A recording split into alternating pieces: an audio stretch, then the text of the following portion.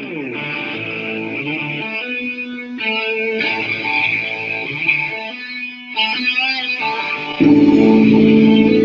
have touchdown, folks. It is game time. Showtime, fellas and ladies. It is the class of 92 feature today on the live chat, Wildcat Chat. I do have people in my lounge. I'm going to get them off the sofa in just a second and get the ball going here, man. Love to you all here on a Saturday. Did this earlier, so hopefully you guys on the East Coast are able to join us. And go grab a cup of Joe. Go ahead and grab your beverage of choice. And we're going to do this. Just turn this back up a little bit. Let me show you who we have on the panel today. We have Mr. Murph Nathan Ushery in the board today. Nathan, we are all on mute just for a quick second. Who else do we got? You guys remember Miss Denice Ramage from back in the day? Denice is there. We even have Mr. John Lamarsna, or maybe he isn't there. Let's pull him out. How do you like that? I think he went to go get a beer. Banducci's in the house. They hear some voice. Just get some noise going on. Hold on a second. Give me a microphone check, please. Yo. All right. We got Bandy. How about Nathan Ussery? Nathan. Hey, how's it going? Nathan's in the house. Where are we at? Denise It's is just in the weird. house. I'm in the house. What's up, guys? You're in your house. We're in our house. Yeah. Ow. I just hit my elbow. Oh, that hurt. That's a stinger. How you guys doing today, man? Great. Awesome. Thought I'd Super start it good. off with a little Pearl Jam from the 90s. I see Bandy's got his Metallica shirt I saw on. you had a Pearl Jam on, so I went and broke out my Metallica shirt just for you, Rod. Yes, you got some shout outs already, guys. Murph, Lance is in the house. Hey. He says, yo, Lance, Rambo, Bando. That's how it goes. Oh. Yeah. So, well, let me just back up a second. So last week, it was actually last Thursday. Just so I didn't really express this last couple times I've done this. So I'm you know, I put the pictures up for everyone to post on the class of 92, and it kind of caught fire with everybody else throwing photos on, and I saw the camaraderie with everyone. And Shane Gentry, he put a video up on Thursday. It was like, okay, I'm at the house, I'm bored, I'm going to go crazy. I need some connection here. And it just kind of triggered in my mind the thought of just doing this, and it's all been working out well. And do we have a spot on the sofa, guys, for Miss Toya Rivers in the house, by the way? Hey. We have a spot in the house. Yeah. And we have one more spot in the house for Mr. Bob Koupeny and Carmen. Yeah. How's everybody doing? We're good. How are you? Good. What's wrong, Toya? Did you eat something sour? No, I was trying to figure out. Can you guys hear me? Yeah, I can hear you. I just want to make sure everyone's Okay, on. I was just trying to make sure my mic is working. It's like being weird, so I was just checking it. I bounced out for Okay, like cool. half an hour, came back. Luckily, it all works. So, how you guys all doing? Let me turn this thing off. Doing good, good. How's everybody? Good, Great. Good to see you guys. good. So, let's do this. I was just saying it is last Thursday. I've been under, like, as you guys all kind of been following my story as well as Rachel's, but been on our own quarantine for quite a few years now, and I haven't been able to just branch out and see family and friends. And I thought, January, here we go. It's a new year, 2020. She was getting better, at the time before she had an infection. And I thought that this was going to be the year to be able to travel, see family. And then obviously, shit hits the fan, right? Kobe Bryant went down, and then this quarantine thing with the coronavirus, and I've been just going nuts. And my dogs don't respond to me; they don't talk back, and I've been blowing people up on the phone. I had a stream with my family, and I was trying to do the FaceTime and just hit them all up and all in the same window. That was crazy, over talking each other, but. Yeah, so then, then Shane Gentry had a video last week saying how he was, give me a call, man, I'm going crazy here at the house. And my situation, I'm super going crazy being at the house. So this guy kind of came together, and I'm just so honored to have you guys out on the panel. Let's go around the horn though. I know Bandy. I was telling Bandy, he's my good buddy. I go, Bandy will probably be on every show more than likely. Yeah, you can kick me off anytime and let Special somebody else treatment, whatever. No, you're good. You're good. You're good. That tells you how bored I am right now, right? Hey, no, but let's go around the horn. I always say it's been almost like 30 years. So how about like 30 years and 3 minutes to give a rough breakdown? What's been going on in your life? Toya, you got a big smile on your face. Let me start with you. So, had a kid, got married, lived in Vegas for about 16 years, came back to Kern County in 2012, got remarried, 3 kids. Oldest is going to be 27 in 3 weeks. My son Byron just turned 22, and then my stepson Wyatt will be just turned 15. So busy. Nice. Now an FFA mom, so that keeps me busy now too. So what's up, Wade? How you doing, buddy? What's up, Wade? Yeah. How you doing? I have the comments over here up to the side. I'll be shooting in. Lance says, "What's up to you, Toya, as well?" Much love, Lance. Much love. What's up, Wade? Denice, what about you? What about you, Denice? I was going to say, I was just typing. If somebody wants my spot on here, because I'm not 92, but I love seeing all of you guys. I know. You're in there. Kick my ass off. No. I'm happy to go. No, you're more new. like you're a lifer now. You're like Lincoln 88, right? I'm like, wait, was I 91 or 92 or 93? Because I kind of spread myself around all the thank you for doing this. I'm so stoked to see you guys. About me, so I live in Long Beach, California. I've been here for 17 years.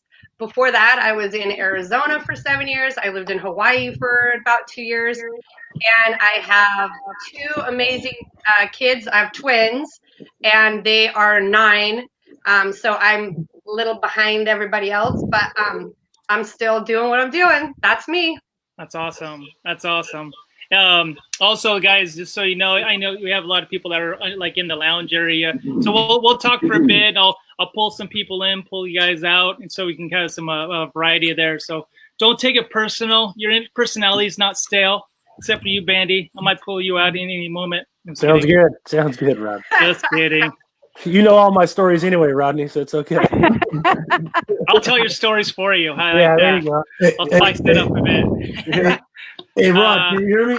Some stories about Bandy and Rodney. Yeah. Hey, Rod, can you hear me? I can hear you. Hey, I'm gonna have to get out of here. My buddy AT just showed up with his bike, so AT Hill? Yeah. Holy smokes. Bring him on. Bring him on for a second. You know what? He's actually pulling up, and we talked about it already. So is he collecting cake money right now? Is that what he's doing? he don't do that anymore. No pigs. Oh, hey, worth a shot.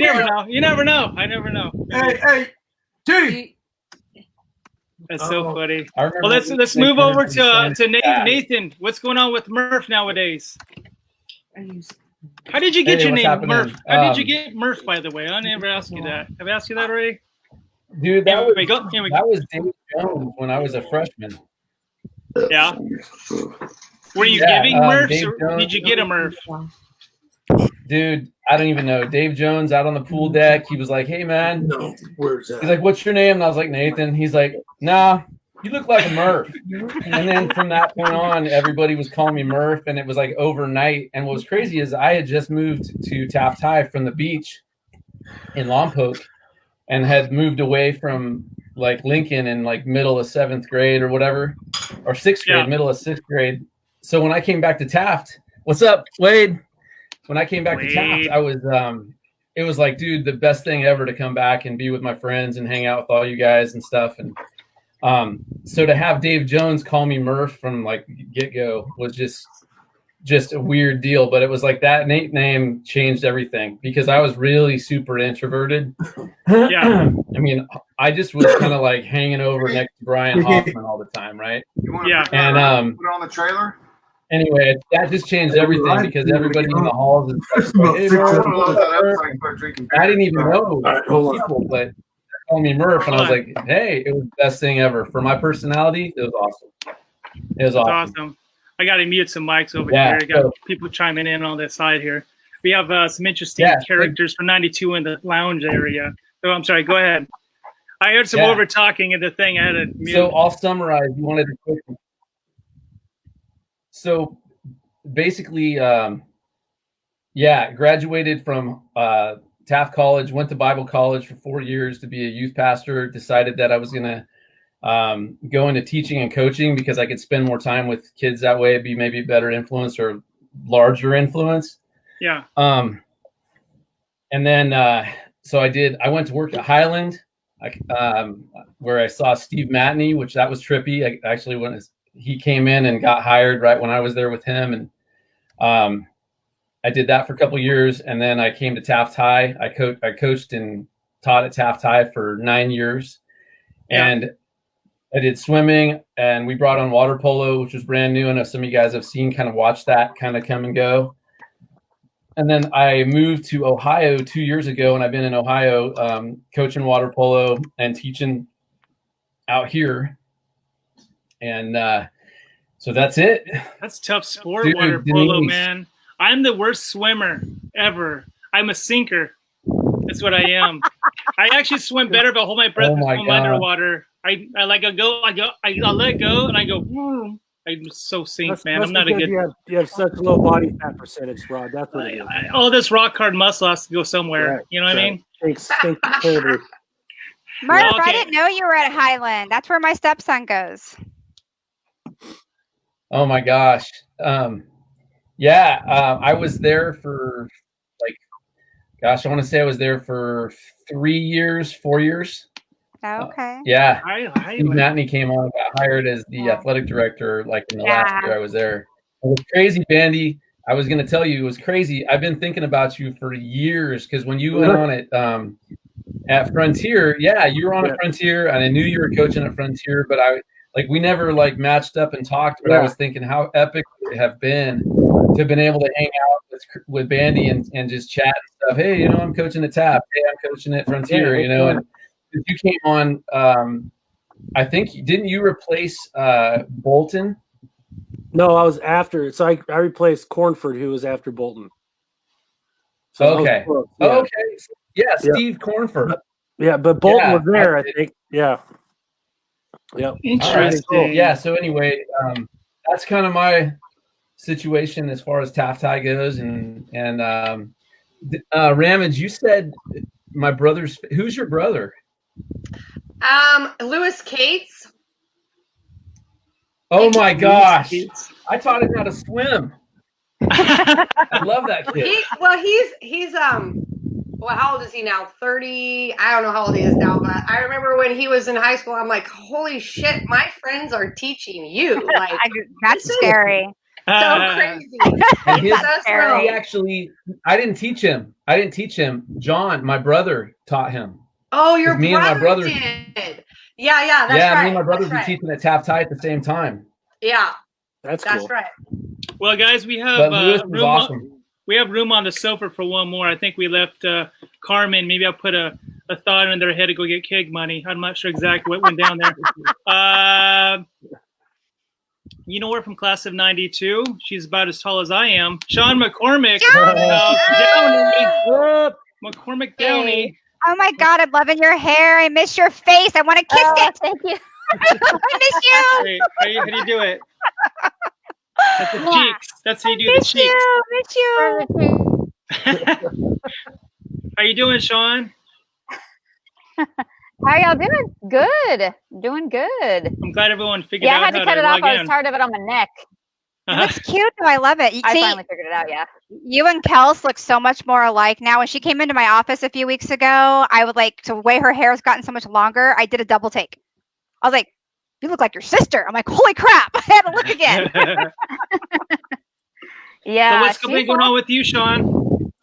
Oh, just moving around. I'm in Texas now. Grab a meal. I have a banana.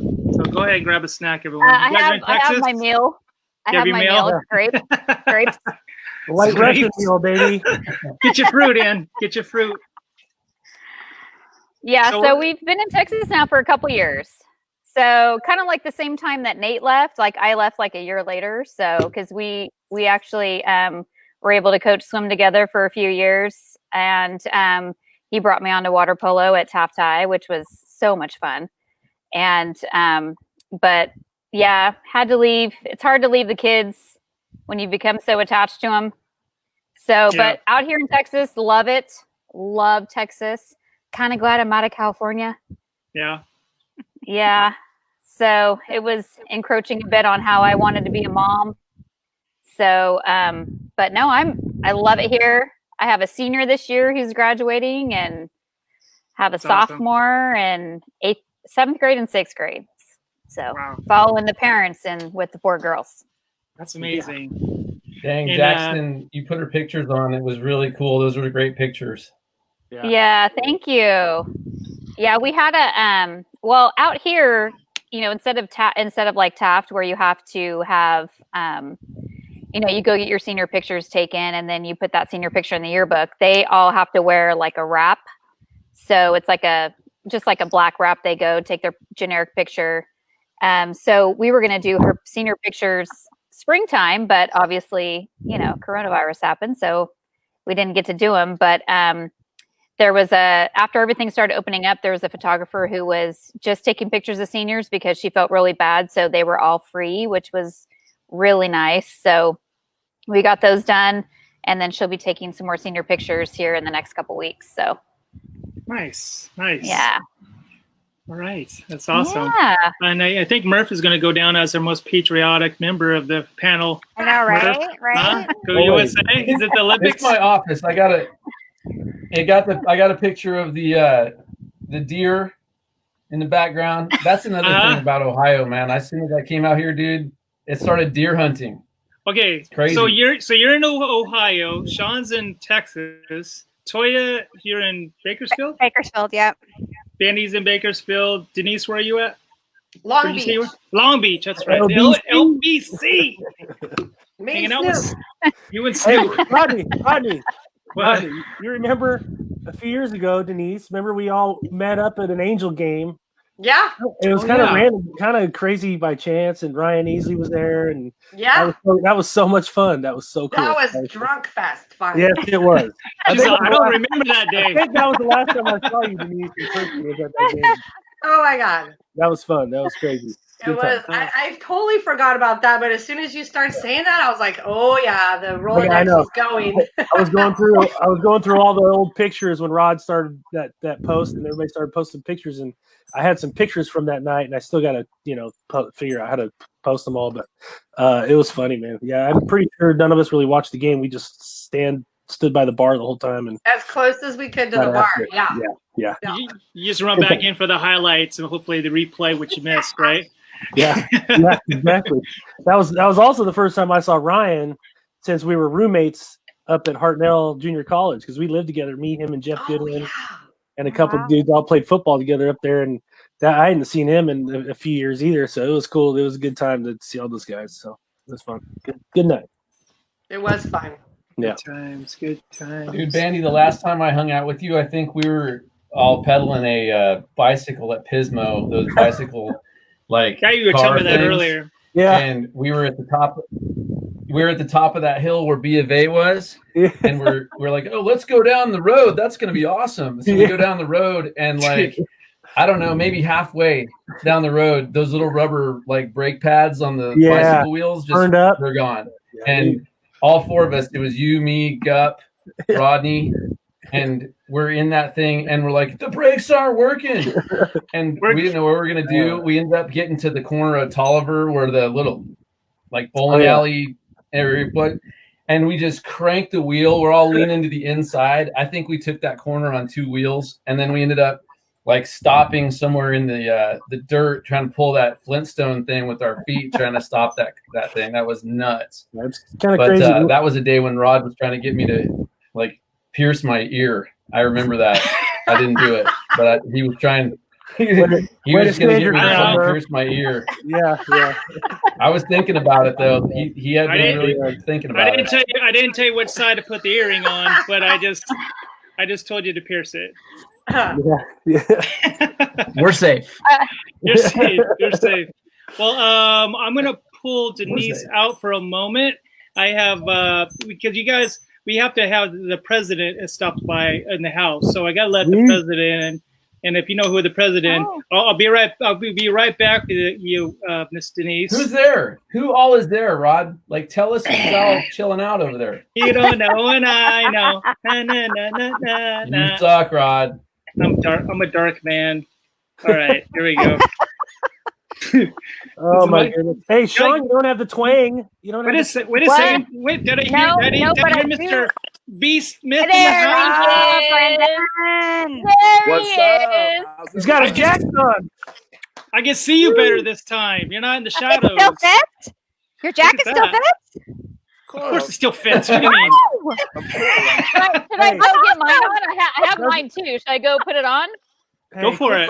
Quit bragging. It'll be hot as crap out here, though. Hey, looks good. I can get mine on. I don't think I could button it though. Mine doesn't even go around my shoulders anymore. That's sadly. That's so funny. Oh my gosh. Yeah. Well, I can barely breathe right at this moment. So. Just don't button anything other than the top button. You're good.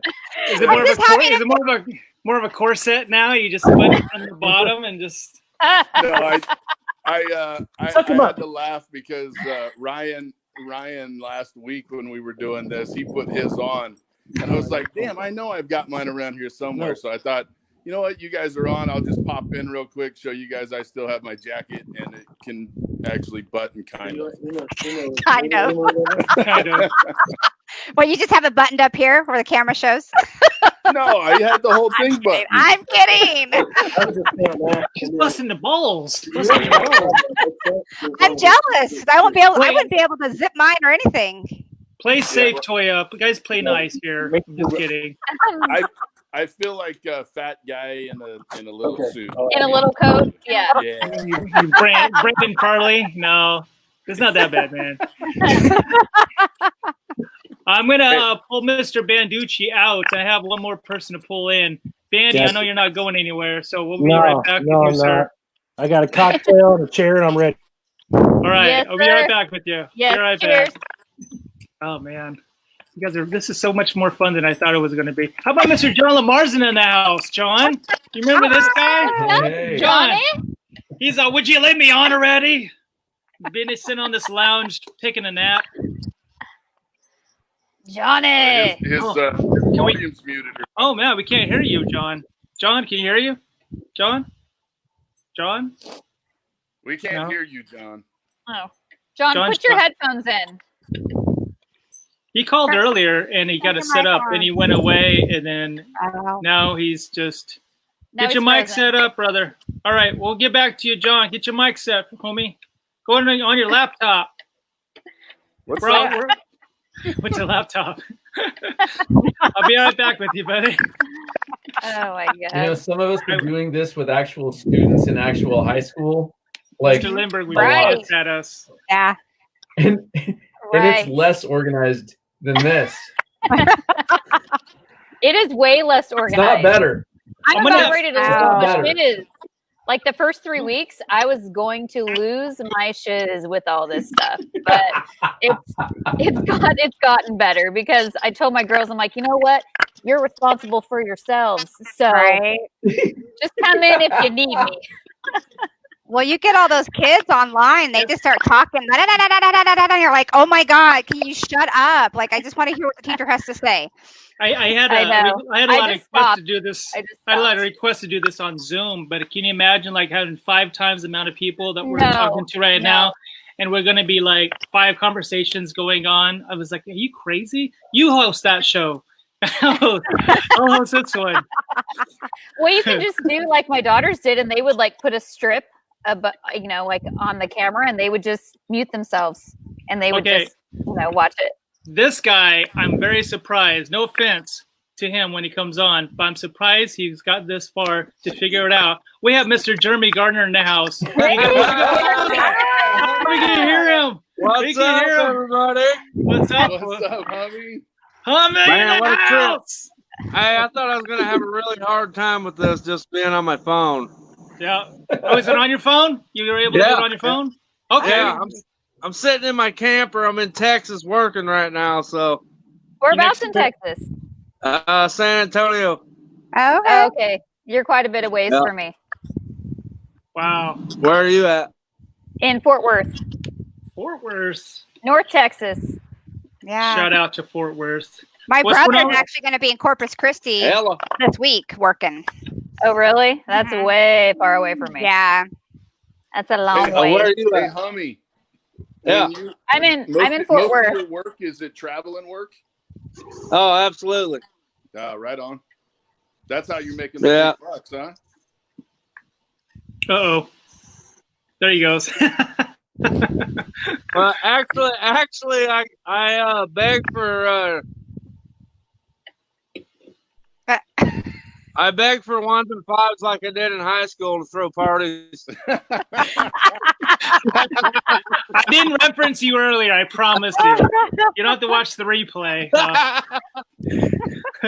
Oh man. Oh, that's so hilarious. Yeah, hey, it's really cool to see all you guys on here, man. I love it. It's good to see So, you too, homie. so what's been going on these last too, years, man. though, homie? What's been going on all these years, brother? What you been up to? Oh man, I've done a lot. I went to the Navy. I lived in New Mexico for 2 years. Went to the Navy. Lived in Colorado for 2 years.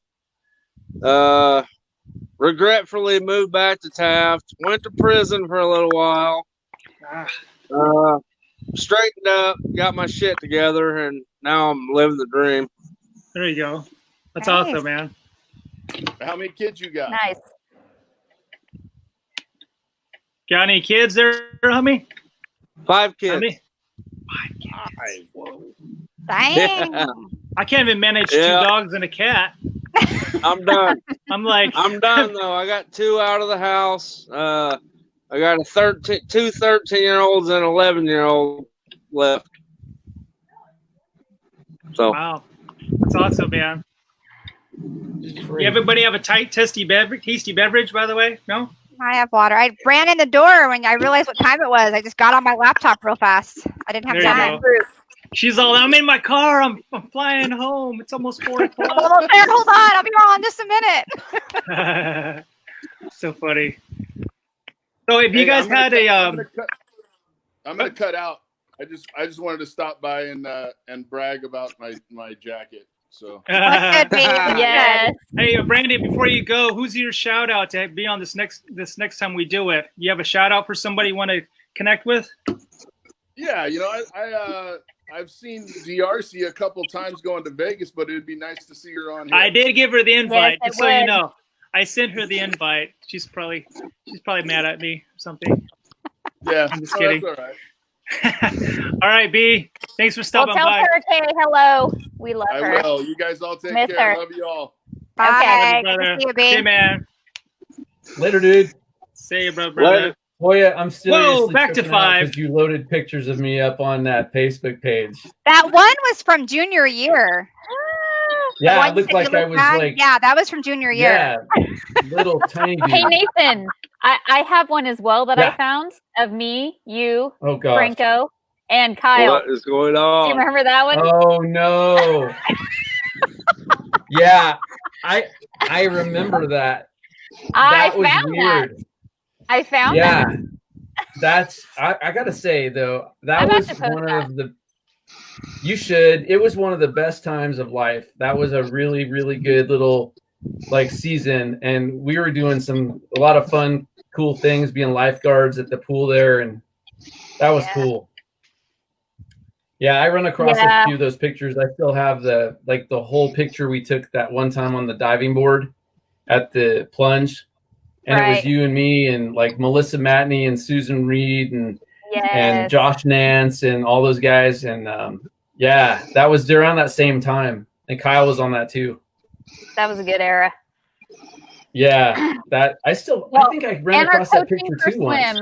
at the high school was a good era. I miss that. I had so much fun. Thank you so much for bringing me on. I really appreciate it. Really appreciate it. That was a cool time. I think this is therapy for. I was being selfish. I thought this was just gonna be my own therapy. You know, I'm like everyone else is having such a good time. What kind of show can you have when you leave like halfway through to go attend to some business and you will come back and your show is still on? What we did on Thursday, like halfway through, I was up. I had to go. No, I'm not here. I'm here too. Oh, okay. Today I'm here. But I just thought it was funny how it sustains itself. You know what I mean? It feels like we're all hanging out at a bar talking or something. You know what I mean? Right. Are we at the Oasis, Hummy? I kind of wish we were. And that place goes down. That's Oasis. Oasis shut down. Remember the Oasis? 332. 332. Yeah. Also shut down. Okay, okay. This is a good time. I went to the Oasis. Go ahead. I went to the Oasis one time, and that was to watch Jimmy Fuller. Nice. Jimmy Fuller was on stage at the Oasis, and I went and saw him. And my brother was there, which was weird. And and this was like right after. I don't know. This was like really close to Shawn. I think we were coaching together, but we did that because Marvin Fuller had just died, and so Jimmy Fuller was like on that night. That's right. Yeah, me and John. I think Candy Easley was there, and I was on the phone at a different time talking to Jordan Miller that same night. So yeah, that was weird. And then hearing the Oasis is not open anymore when they were in a Super Bowl commercial like what, a year or two ago? Huh. Yeah, the Oasis. There's this Super Bowl commercial and it's the Oasis, but they've got a couple of like I don't know, like those Indian Buddhist like orange gown guys like sitting on a bench out in front of the Oasis. Huh. It was weird. How did I miss that? I don't think I remember that. The Dalai Lama? Yeah, they had those orange robes. Okay, I have somebody from the class of 90 who wants to sneak in and cross over to 92. His last name rhymes with Pintry. How about Gentry in the house? What does he got? Oh. I'll never tell. I don't have any pants on. Got some shorts on. Yeah, get it. Oh, what's Jeremy doing? Wait. Is this because you don't have pants on? Is that why you're doing this? Do you want to make sure you're not doing this by yourself? Exactly. Jeremy don't got no shirt on, man. I gotta see the hands. Jeremy, Keep the hands on the table. Hey. What's up, Jane? How are you doing, man? Good to see everybody. Hey, you can hear me? Okay, good. Hey, this shit's a blast. I like doing this. Yeah, he's the guy that I sparked the idea, and he was the first one I pitched it to at the same time. I called him 5 minutes later. Shane, I got an idea. What do you think? And then here we are. See Hello. how quickly that works? This is nice. I like this. Talking about the adult novelty shop. You want me to be a partner in? No, not the porn hub thing. No, it's not that anymore. No, it was something different. Hi, Toya. What's up, Shane? How are you? Doing well. Nathan, good to see you. Nathan. You too, Shane. Murph's in the house. Do you know Hummy? Yeah. Do you guys know each other? Yeah, dude. Yeah, you know what's funny about Jeremy? Like we talked about. Jeremy and I think we're on a baseball team together. Yeah. Back in the day. Yeah, 90, 91, and 92 were kind of like all pretty meshed together. Pretty good. I got along with a lot of people. That's why it's kind of cool to have everyone just jump in right around the same era. You know what I mean? And how about Mr. Franco says hello, you guys? Seize dog. Whoa, Julio. He had a wig on last time. Is he still at West High? Yeah, he had a wig on last time he was on here. Oh, apparently he is going shirtless, but we'll let that go. Franco, keep your pants on, keep your shirt on. Oh man. So, when you have any? I was going to ask. So, for those people that have watched and have no clue what TAP's about, does anybody have a good story of cruising Center Street, and what does that entail? Toya has a story. I'm not even gonna go there. I was telling Rachel about it, and I said, there was a street in the middle of the town that we would just go up and down the block, like waving at each other, blinking, and swerving into each other just to find party spots. But sometimes we would hang out all the time. So hang out, park, hang out. Yeah. Drink, underage drinking. Yeah. Get into fights. Yeah, Shawnee. Oh, okay. You have to tell it now. Oh, yeah. What? Don't start that, Toya, because I know where this one goes. No way. I know where this goes. I don't get into fights. She's all, I finish them. I finish them. So anyway, I actually have a good story. Is Stacy Likens and I were cruising Center, and we were both a little hammered, and she had her big Dairy Delight cup with, I don't even know what was in there, maybe Strawberry Hill. Mystery juice. That's my first buzz right there, Strawberry Hill. Don't tell anybody. I guess you all know now. And we got pulled over by some of Taft's finest, and they pulled her out of the car, and they were drilling her like nobody's business, and she was like throwing out things left and right, just a bunch of BS, throwing it out. Drilling or grilling? Drilling her. Drilling. They were like, "What are you doing? Where are you going? Why do you have this? What are you drinking?" And she's like, "Well, I'm on this, and I'm on this, and I have to take this antibiotic, and I have to take this." And they're like, "Oh, okay." So they let us go. And the Strawberry Hill washes it all down. Hero, wow. It was right up by the what is it? Gas Wars now, I think. Oh, okay. Right it's Darnell's. Yeah. Oh my gosh. I thought, I'm going to get it. My dad is going to find this out. Mr. Likens, Papa Likens is going to find this out. I thought, I'm never going to be able to go to my house again.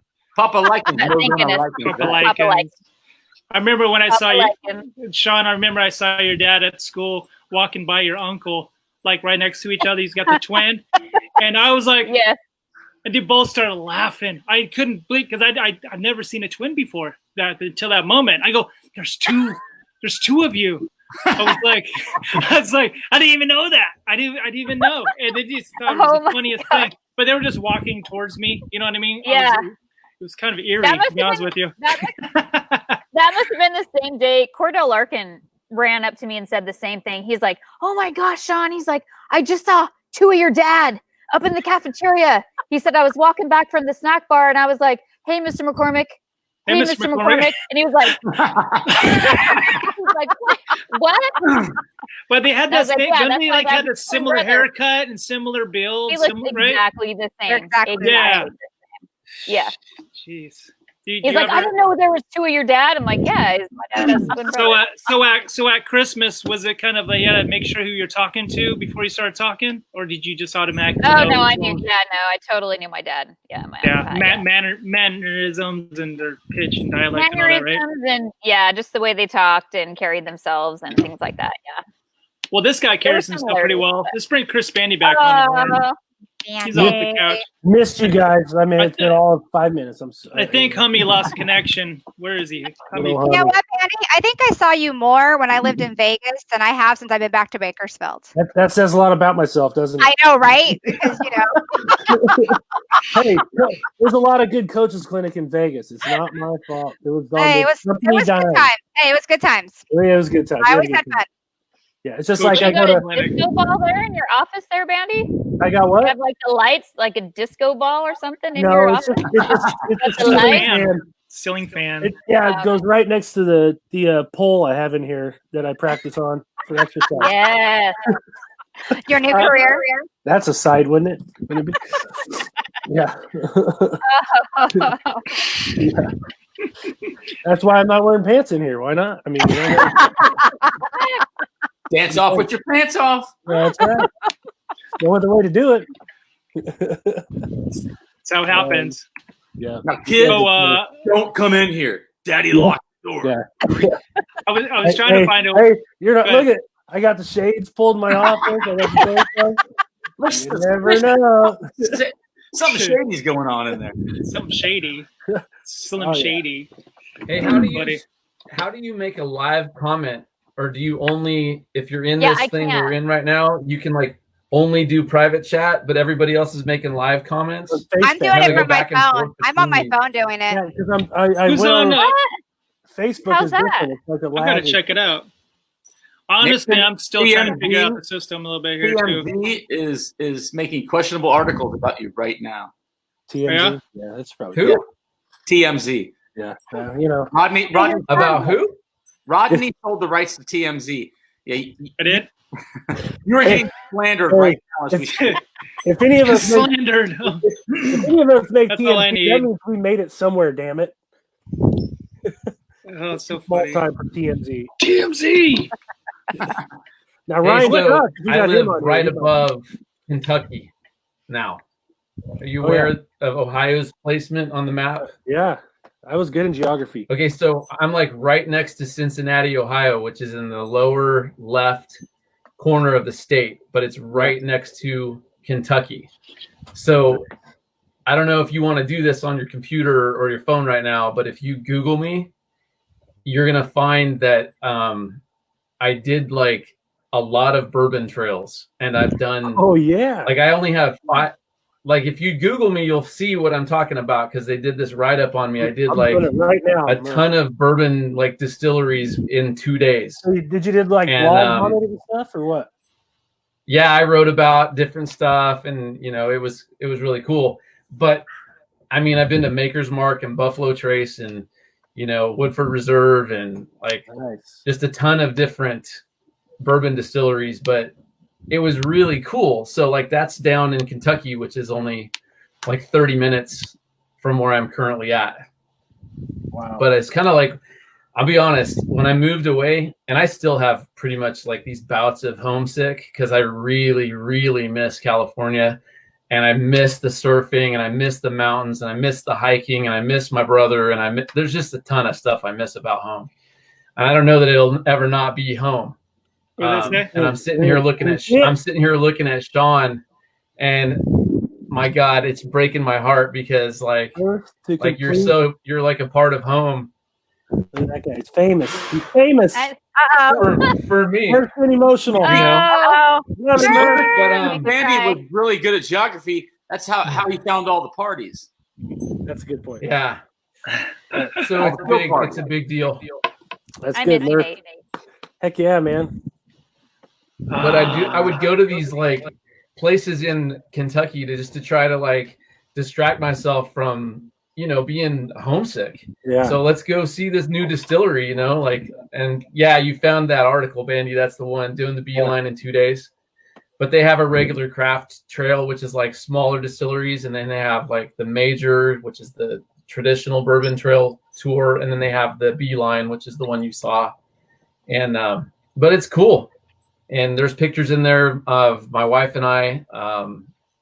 It's just, if you ever get a chance to go to Kentucky and see any of that, it's a multi-sensory experience because you get to see how they put the corn in the barrels, what they do with the barrels, going inside the rick houses where they hold the bourbon and all that. It's really cool. Like I felt like even more of an American than I already am. Yeah. I felt like I was straight up in the center of the world for being Americana. Yeah. Like it was cool.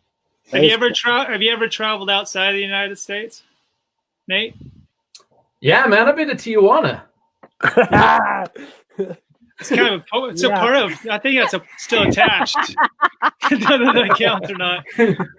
I go to Tijuana like 2 hours. Speaking of Mexico, Shawn, didn't we go to Mexico? Rosarito?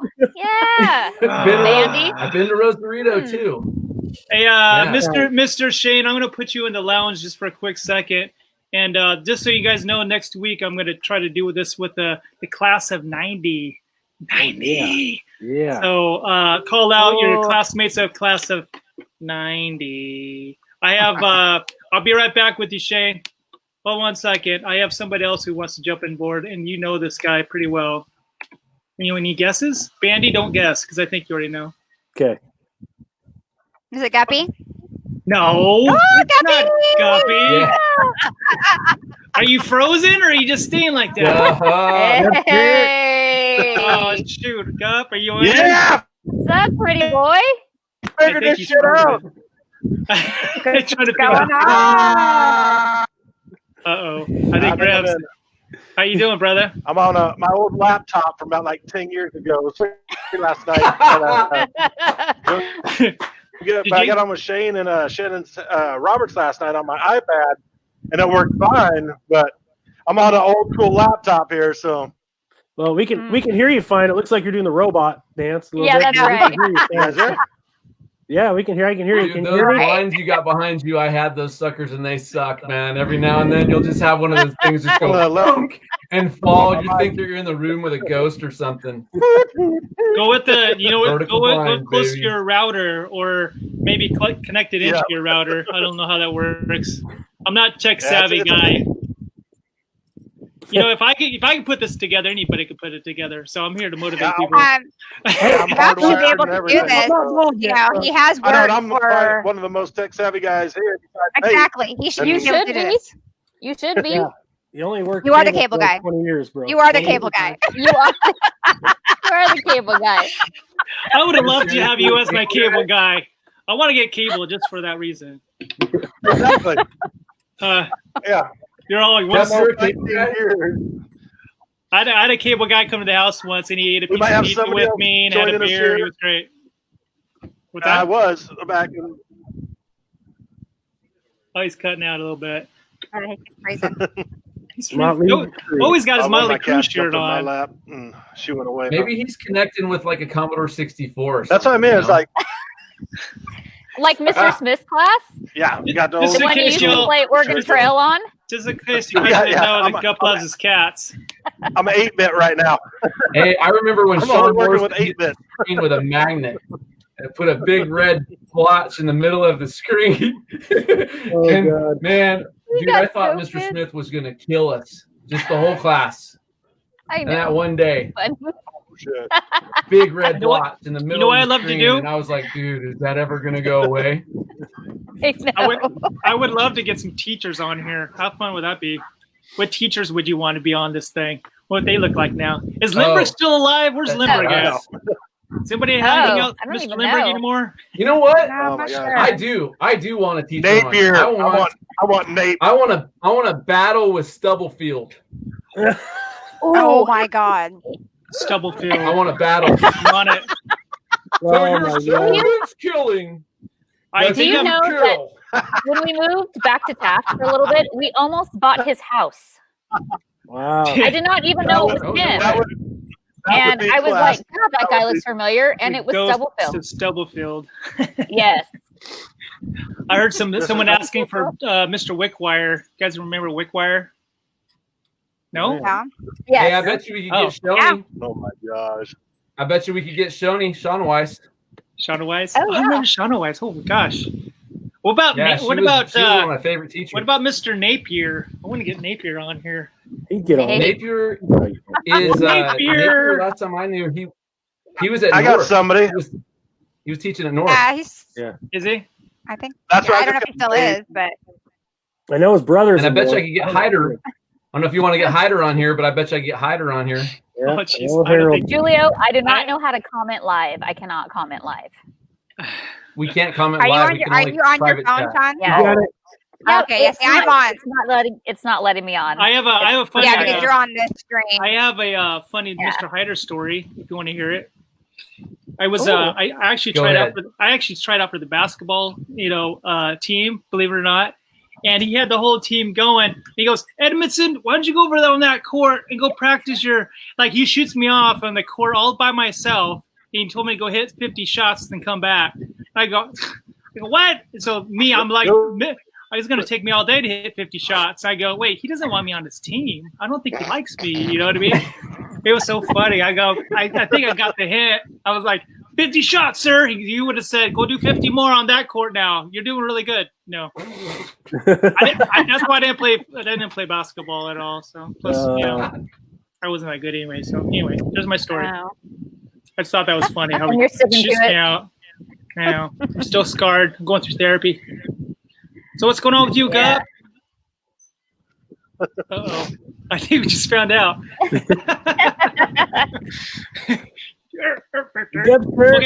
Okay. I have something for you, Gup. I was thinking about this last night. What is the one show in TV productions that everybody always references? Cat crap.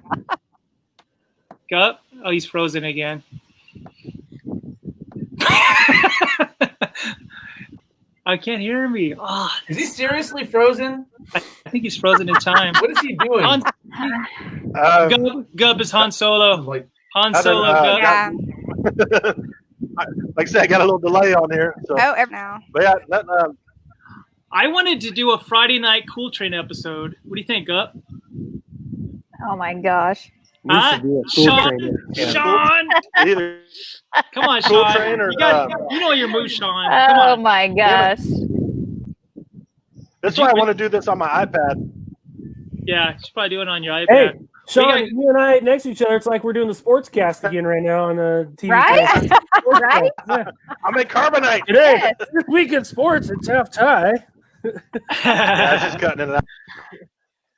This is That would good. be awesome. Yeah. Here, I'll get closer. There we go. I'll get closer. There. How's that? Oh, I think Bandy would win right now, though. Cat rap. Bandy's got You guys the are right. move. Cat rap. I developed some moves. Did you see Bandy dancing at high school rally? Yeah. No. That's always great entertainment. Love it. I'm YouTube famous for that, by the way. I like. Yes. You And I are know, the- Shannon, like a lot of people would call it cat crap. Cat crap. That's what they would call it. Not cat rap, but cat crap. Yeah. Bandy was an internet sensation. Yeah. Someone Bandy's needs to share that. Oh, Someone yeah, needs to share high that video. That was awesome. I'm gonna High chat five over to here. High five. Wait. Oh, wait. High No, five to I'm him. on the. No, I can't. Other side. There Oh, there you go. There we go. There we go. There we go. Wait, this way. I'm retarded. That way. Wait. That way. There we go. Hey, Rod. Rod, your turn, Rod. High five, Rod. Why can't do it? Toya? High five with me, Throwing Rod. elbows Right. on Gup. Wait, where's Bandy? Right. Well, he's on Oh, this side. this way. Wait, I can't get him. Let me out of the box. Oh, yeah. I know what side I'm on. Boom. I feel like the Brady Bunch. I know, right? You look up. Hi, Murph. I Hi, Shawn. Hi, Oh, Toya. that's so funny. I think we lost Gup.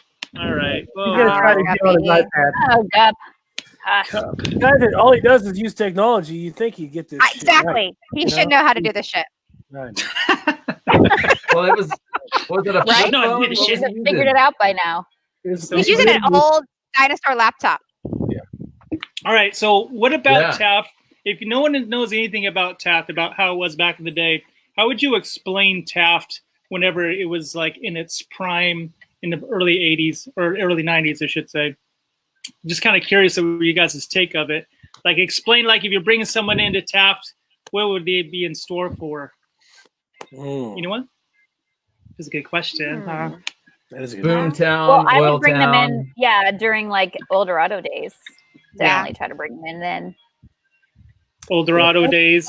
Taft was pretty happening back in the day when we were in, Right. in school. With all the oil business was good, and Yeah. Taft College was also booming. I mean, they had a bunch of successful athletic programs that helped and got the town to kind of rally, excited about that stuff too. Right. I worked for your mom a little bit, Bandy. Oh yeah, good Koupeny. Did you know that? No, I Gentry's- didn't. I never told me Gentry's that. back in the house. Yeah, I taught some of their business classes and had an interview with your mom, and it was, dude, that was just crazy knowing that we had that connection. You know. That's cool. That's cool. She's still working there. My dad's retired, but she's still plugging away. But, yeah. What's up, Gentry? Gentry's back in the house. What's up, Shane? Shane. You know, just rally around the family with a pocket full of shells. Yeah. The Shane train. The Shane train. I love that. Shane train. Quarantine. Well, what I said, what was it the other night? We were asked, everybody's talking about being stuck indoors. The only thing I could think of was an analogy, like quarantine, sort of like lima beans. You know, nobody likes lima beans. They say it's good for you, but, you know, lima beans from your mom, you know, you don't like it, but you eat them anyway. I couldn't eat them. No, I couldn't. no. Made me gag. apparently we were calling you Lima Bean for a while, Bandy. Do you remember Yeah, that? I do remember. I was just forget- going to say that. We had a little gang, didn't we, Rod, that we used to call ourselves? I forgot all about that. Gup said that Bandy used to be called Lima Bean. That was I'm my not sure nickname, why. Lima Bean. I believe, well, we won't name every name, but I believe Gup was Spread Eagle. Oh, I remember that. I mean, I don't remember that. I wouldn't be surprised by that. Rod, what was your name, Rodney? Do you remember? I think I was smart enough to know what my name was backwards and just stick with it. That's about it. I think you had one. Rod the Bod. YeNDoR, Rod the Bod. We had alter egos too. It was a whole just crazy mean Rodney, Bobby, and Shawn Rogers was. Shawn Rogers. Yeah, we had a whole, crazy. Where did Guppy go? You guys remember Charlie? Oh, God. Oh yeah. Oh my God, He's freaking obsessed. Charlie! Ceramics class. He used to make little Charlie creatures in ceramics class. Oh my God! Oh, Charlie was everywhere. Charlie was everywhere. He would put him in the dugout when we were playing baseball, and he would line all of his ceramic creatures up in a row. He had a name for each one of them. And before he'd go up to bat, he would like rub it on the top of his head before he go into the. Like on Major League.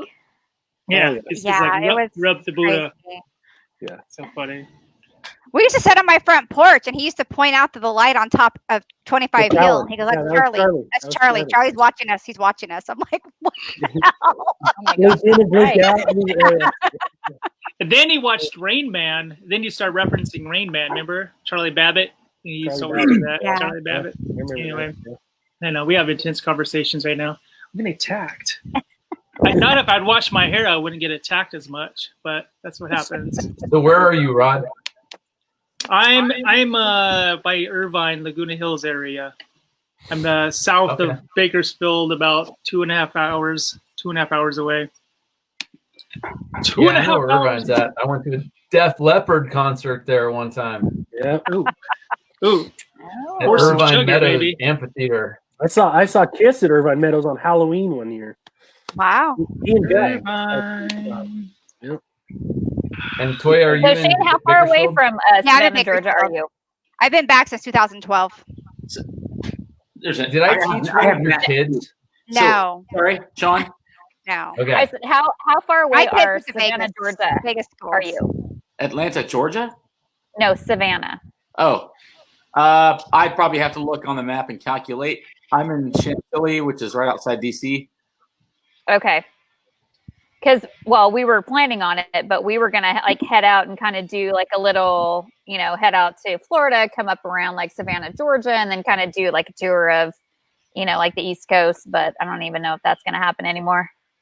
Yeah, things are kind of crazy up in the air with the whole coronavirus thing. Because I know how Texas is. Texas is like, if we want to wear a mask, we're going to wear a mask. We're not going to wear a mask. We're not going to wear a mask. And, Yeah, so I don't know how it is anywhere else. Yeah, you go somewhere public and it's weird. Some people are just going with the flow and doing what you got to do, mask and gloves, you got to hit the grocery store. But occasionally it's funny. I'm an observant person, so I watch people as they pass me by. Occasionally you'll get somebody walking by you. It's usually like an older lady, and they'll kind of like they're watching you with suspicious eyes with their mask on, like with strange edgy feelings and energy, when people pass you in aisles, and it's like, come on, man, Loosen up. No. This is true though. I just do a lot of itching and sneezing. I do a lot of itching and a lot of sneezing. And I'm like, man, I haven't felt this crappy since I was in Wuhan. My son and I were riding bikes to this trail. There's a lot of little nature trails near our town. And I kid you not, this one lady was just walking, maybe on a power walk, and she's walking past us like this. And she did this number and spread herself like split in the Red Sea. And she went off the trail and walked behind the trees and was watching us the whole time. And I'm like, what is with people? Have you guys been into a grocery store and seen buddy with a gas mask on? I've been seeing that lately. I'm full on like. Oh no, not a gas Today, mask. I got a good story. I got a good Man. one today. I had to go to Costco today, and you can't get in here without wearing a mask, right? So people are walking up to the store, nobody's wearing a mask, and all of a sudden they put them on right before they go in. I'm in there waiting for a prescription. Been there for like 30 minutes, 45 minutes. A guy walks by with his son, and he literally has a one bra on his face. That's a thing. With the strap. He's got the bra on his face. I'm like, holy. I wanted to take a picture of him, but I'm like, bra? Like an actual bra? Yeah, cup. Really? One cup of the bra over his face. Where's the other one? YouTube thing. You can Where does he put the other? But I mean, what cup size was this, Bandy? It wasn't really large. I want to know what cup size. It's a little training bra. Or what? Probably a B. You know. Where was the other half of the bra? Where did that go? Well, you didn't have his wife with him, so she wasn't wearing it. I know that. Oh my god! Somewhere there's a lady walking around with one boob higher than the other. Yeah. It was tripping me out. I was like, that was the first time I'd ever seen that. I was like, wow. I'm on with my class. That was crazy. Oh my god! So, I've seen friends from my class. There's like all these different. Hi. This is my oldest daughter. Soon to be high school grad. What's going on? Hey, your pictures turned out really good. Congrats on the graduation. Yes. Congratulations. Congrats on the graduation. Thanks. She can't hear you. She can't hear you. Because she's in the ears. Yeah, Hey, she's not in the ears. Can you tell her to go clean her room and see what kind of look she gives you? Can you do that? Yeah, she'll give you this look. She'll be like, clean your room. Your room's messy or my room. Rodney said that to tell you to go clean your room and what kind of look you'd give me. Now turn the camera towards her. Oh, she's going to look at me for now. You're not supposed to say that I told her to do that. I know she's going to. Cannonball! See, she's all, what? What the hell? What the hell? It's Amie Hale. Yeah. What? What the Amie Hale is this? Hi. Oh, she's driving? Oh, dear. What's going on? Oh, yeah. I'm sorry. I had to help a friend with her business plan. Okay, here. I pulled over. How's that? Yeah, that's better.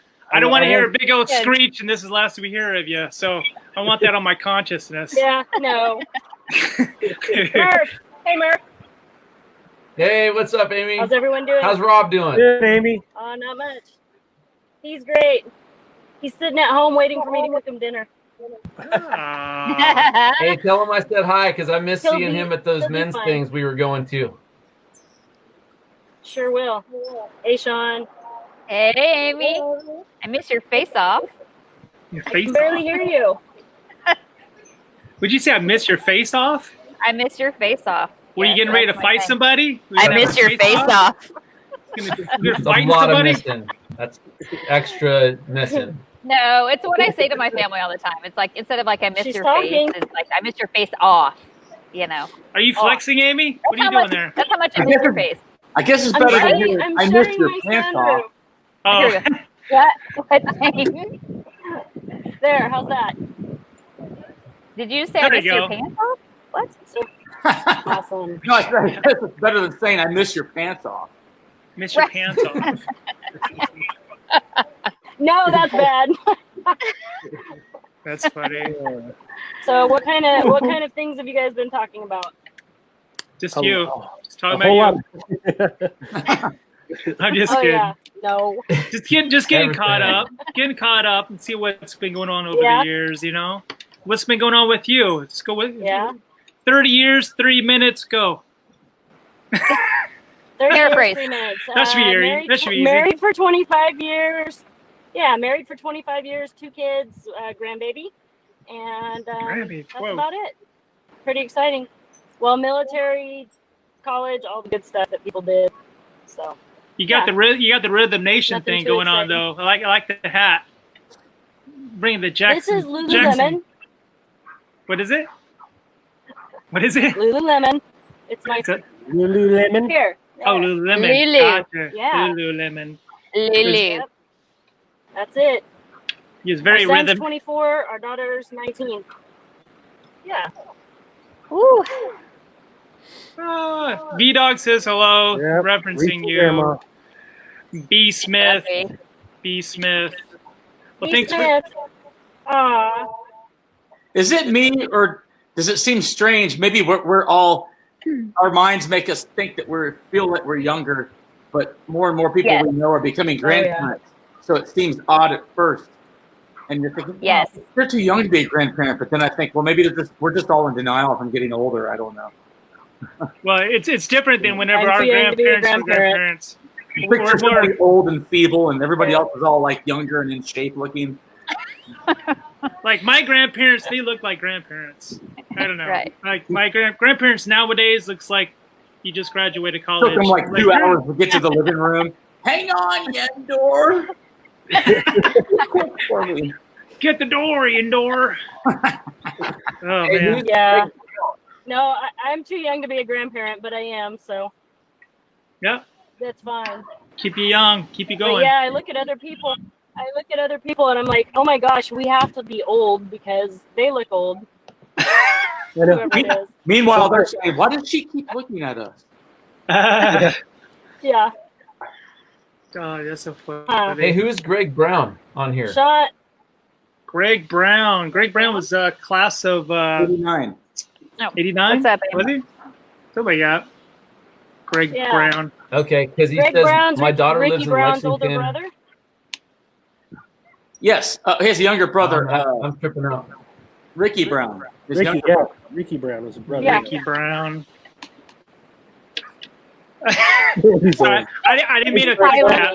I'm sorry, I didn't mean to click that one. Thanks, Sorry Rod, about for that, man. blasting that one out. Franco.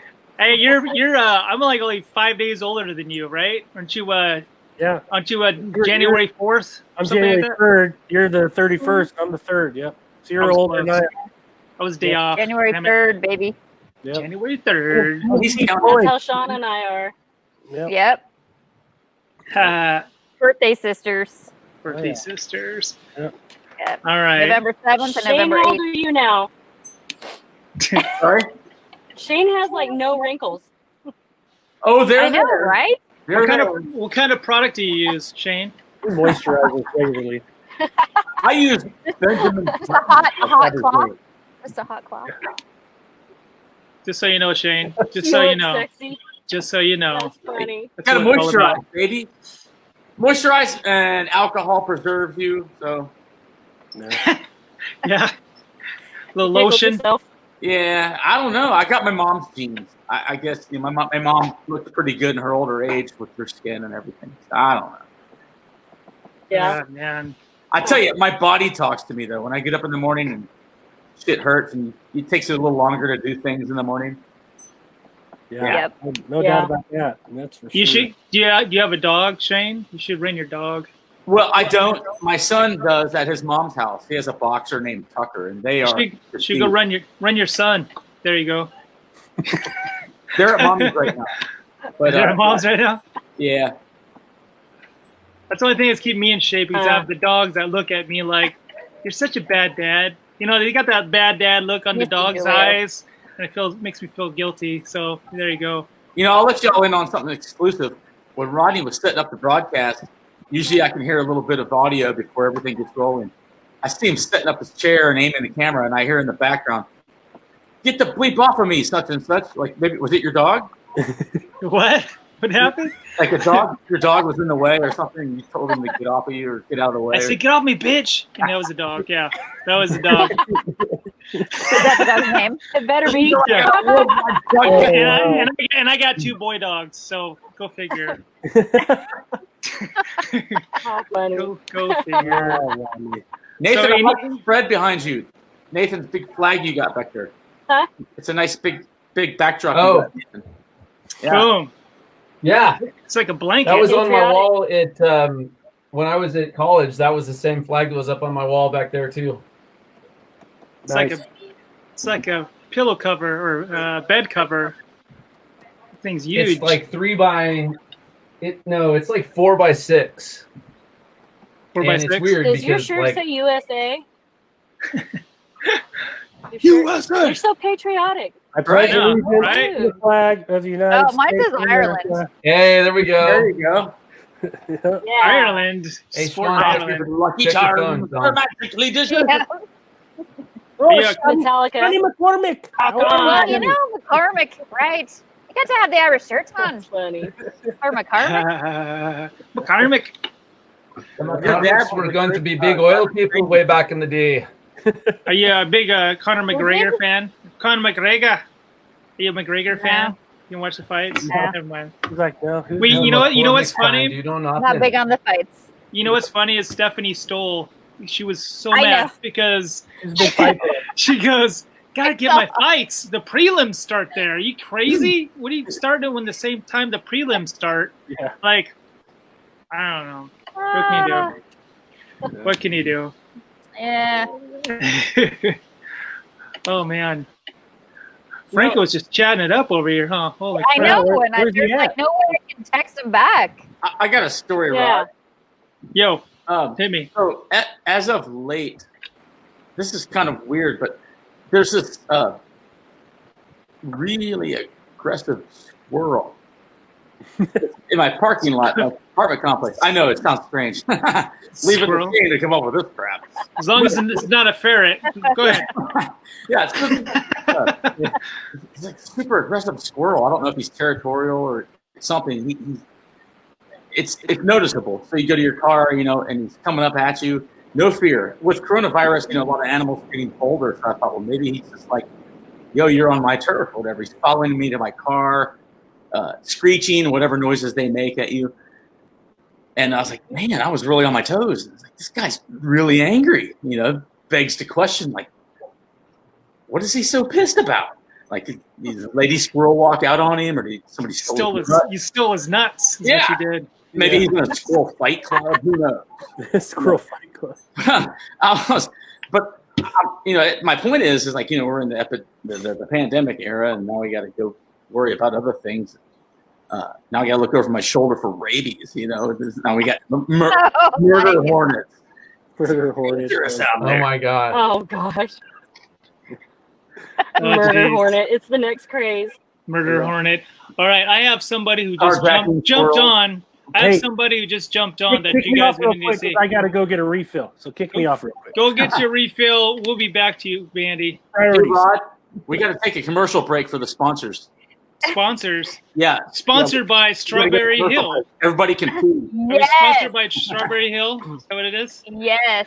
Ladies and Or TJ gentlemen, Swan. Or Form- TJ Swan. You remember formerly- TJ Swan? who? What? DJ TJ Swan? Swan? You remember No. that? No. What's DJ That was Swan? better than Strawberry Hill. TJ Swan. Anyway, All right. go ahead, Rod. This guy, formerly known as Skatey. 80. Shawn Dittamore. Holy shit. Looking good, man. Two American What's going on? Hey, everybody. I thought you were going to be doing a handstand while you're talking. Dude, to you're me. my hero. My yoga master. The screen's not big enough. What's going on, man? How you doing? Doing I good. love your flag, dude. I love your flag, man. You guys have flags. What's going on? How you been? What's been going on over the years, man? Yeah, just doing it. Just doing it, man. Working, trying to stay healthy, and just appreciating that you're doing this and putting this on for everybody. I'm sure everybody's like loving seeing like a bunch of old faces, new faces, and so thanks for doing this, man. Thanks for putting this on. Absolutely, man. Hey, for the record, I used to love your hair in high school. I used to love the whole thing you did.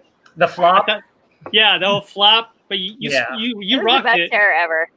If I came to school with the flop, people would have jumped me. But you could pull it off. I couldn't flop Oh it. my god. You know, I interesting. tried. My hair on the side. You did try. He did You the. did try. Yeah. I did try. I had more of the mullet. You I did. just like. That's awesome. You had the coolest mullet though, Yeah. Rod, in the 8th grade. It was the coolest mullet ever with the curls in the back. I try to flirt with the A girls lot of and see if they play with I my have a hair while I'm mullet. back there. You have a mullet? That's so funny. Yeah, I think that movie CB4 really solidified the hairstyle. You know what's funny is nobody realized they had a mullet back then. That's just what we Oh had. yeah, They're like, Right. you didn't know it was called a mullet until like 10 years later. You're like, oh, we had a mullet? Oh, we did have We a all mullet. look like the Tiger King. Oh, We all look like Billy Ray Cyrus's Yeah. kids or something. But you and who else had the Now Jerry I'm curl just happy mullet? to have hair. Like I can see men that actually have hair. It's kind of exciting. I actually, You know, most of us people our age are losing Nathan, their hair. though, you had the best feathered hair though too, though in high school, like the best, like just feathered hair. who? Yeah. Nathan, because like after swim, it would be all wet, and then it would dry, and it would just like dry like in a normal feather. It looks like he had. It was good. Good conditioner, hair. even straight out the pool. Wow. Right. I had no idea. It's weird Yes. to pick up on back in school, you know? But we didn't pick up on the mullet. So who didn't have a I mullet? wish we had to tell each other cool stuff Yeah, we back did have a then. mullet, right? Like I was so scared of everything, and like it's pretty cool that we're all like ballsy enough now. Like we don't care, and like you can tell each other stuff that you would have said way back in the day. I love it. True. Yes, Julio Waldo did have like one of the Brandon, best mullets too. Brandon giving you a shout out, Skatey. Yeah, I give him a thumbs up.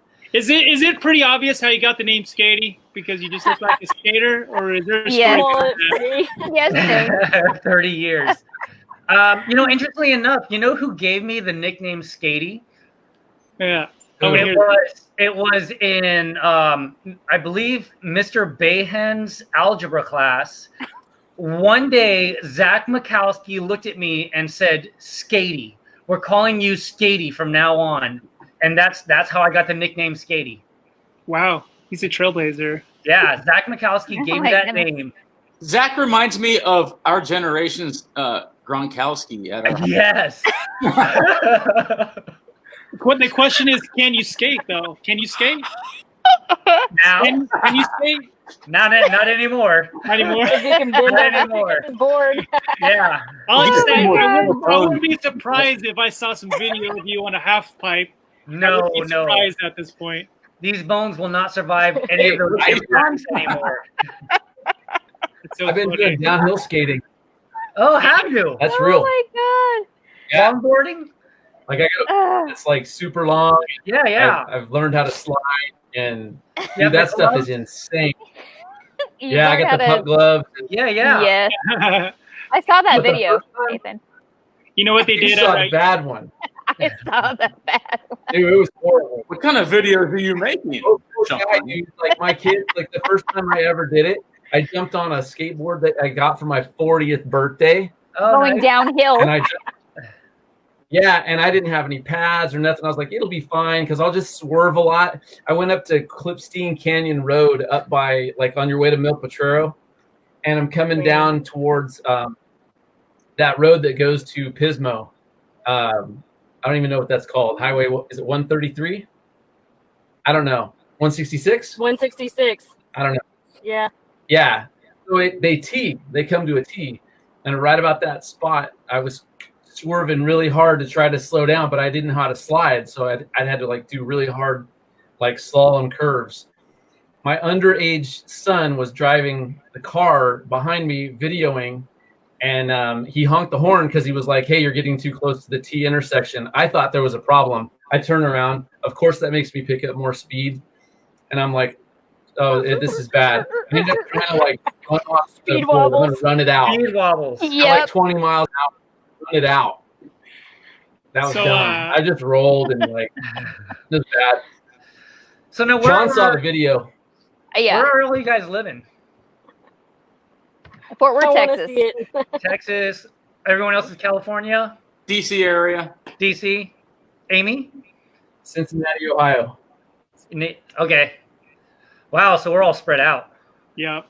Spread out. But you Hey, stay in California, Amy, I right? can see that video. You Huh? get a text still. Go ahead. I said I can get you that video. if you Send wanna it see to me. Yes. All right. Hey, I'm On gonna Facebook, just real quick, you guys. I'm gonna jump out just for a quick second. I'm gonna take a quick break, but I'll be back. I have somebody in my place, and you guys will have plenty to talk about. I just hope that the video is a little better from the cable guy. You know who I'm talking about. I'll be right back though. Oh, The cable man. cable guy. Mystery guest. Who might it be? Who is it? Oh, Gup. It's good. He's back. Craig Gup Graupman. And hopefully he's on the iPad. He's got it flipped around like last time. I know, and I'm gonna have to go charge my computer soon because I'm at 6%. Oh, good point. I just realized I'm low too, but I luckily have my charger right here. Gup. And Amie, are you in your... Amie, can you hear me? I don't think Amie can hear me. Shawn, can you hear me? Shawn? Amie, you're frozen.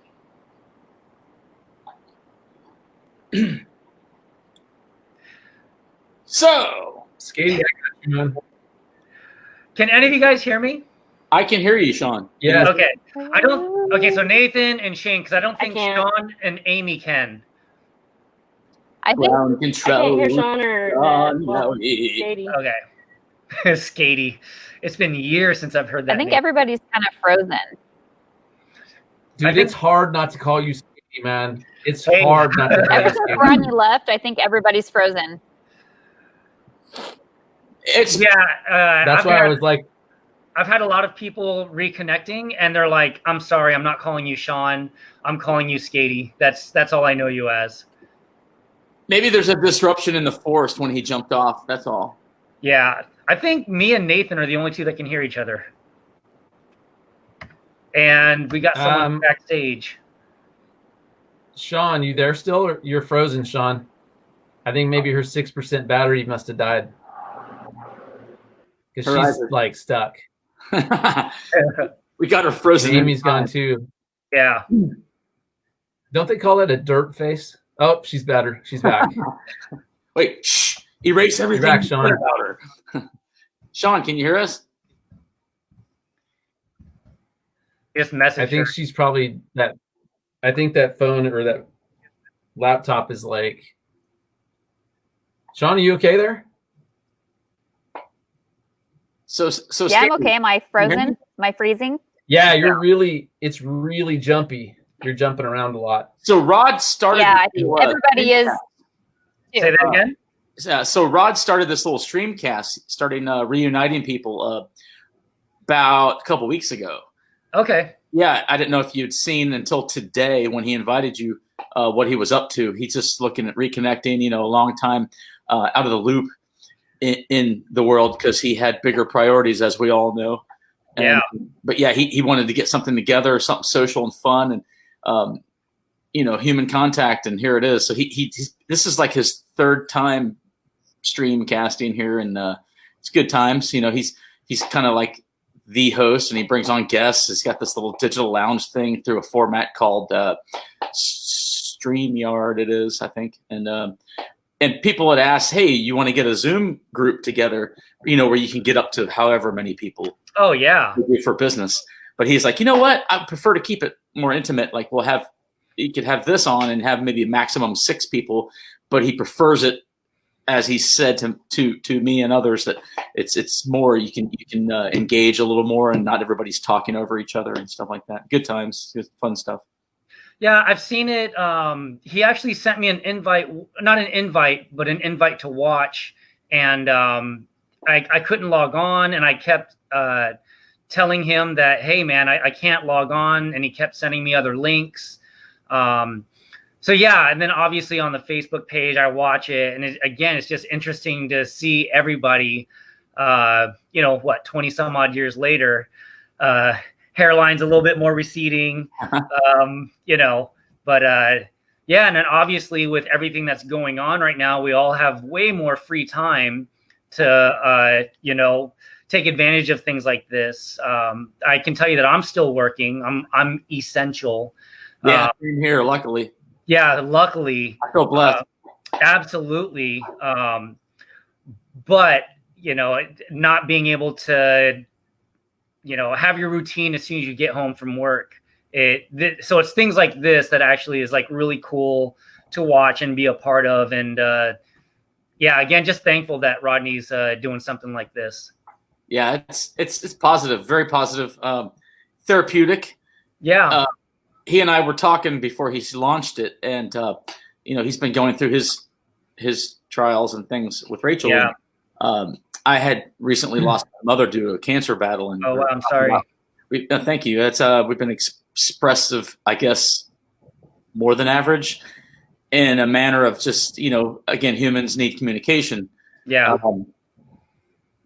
Maybe in the faith, Nathan, you fully understand. You got to, I guess human contact is an essential thing, and it's it's an outlet. It's an outlet, and that's what he was looking for. And he's like, well, I'm looking at putting this such and such together, and it's healthy, it's fun. Like you said, it's killing time during this pandemic, and I sometimes I just wonder, am I the only one? I lose track of what the heck day it is. No, you gotta look at your phone. It looks like Sunday, because I don't have my after work. I think they call that it's Tuesday, Wednesday, the 14th. Of November. Yeah. But yeah, because I don't Bandy have can attest to this, but man, I really miss sports, especially. I'm sure he's hating it being involved right in the mess of it. So yeah, we're supposed to be right in the middle of everything getting started, and nobody knows what the heck's going on. And I mean, for a lot of these kids, it's what gets them going to school. That's what sucks, is that you feel bad for the kids who struggle with home life, and they don't want to be home because their home's a miserable place, and their sanctuary was school and the football field or whatever field it was, and they're stuck. So that's another problem that I think we're going to have a hard time dealing with here in the next, few years. It's not going to help kids' mental health that struggle with home lives, So that's a sad thing. That's, as a coach, that's what I hate seeing is, these kids are just trying to get out of there and get to school in their normal routine, because that's what motivates them to, be successful.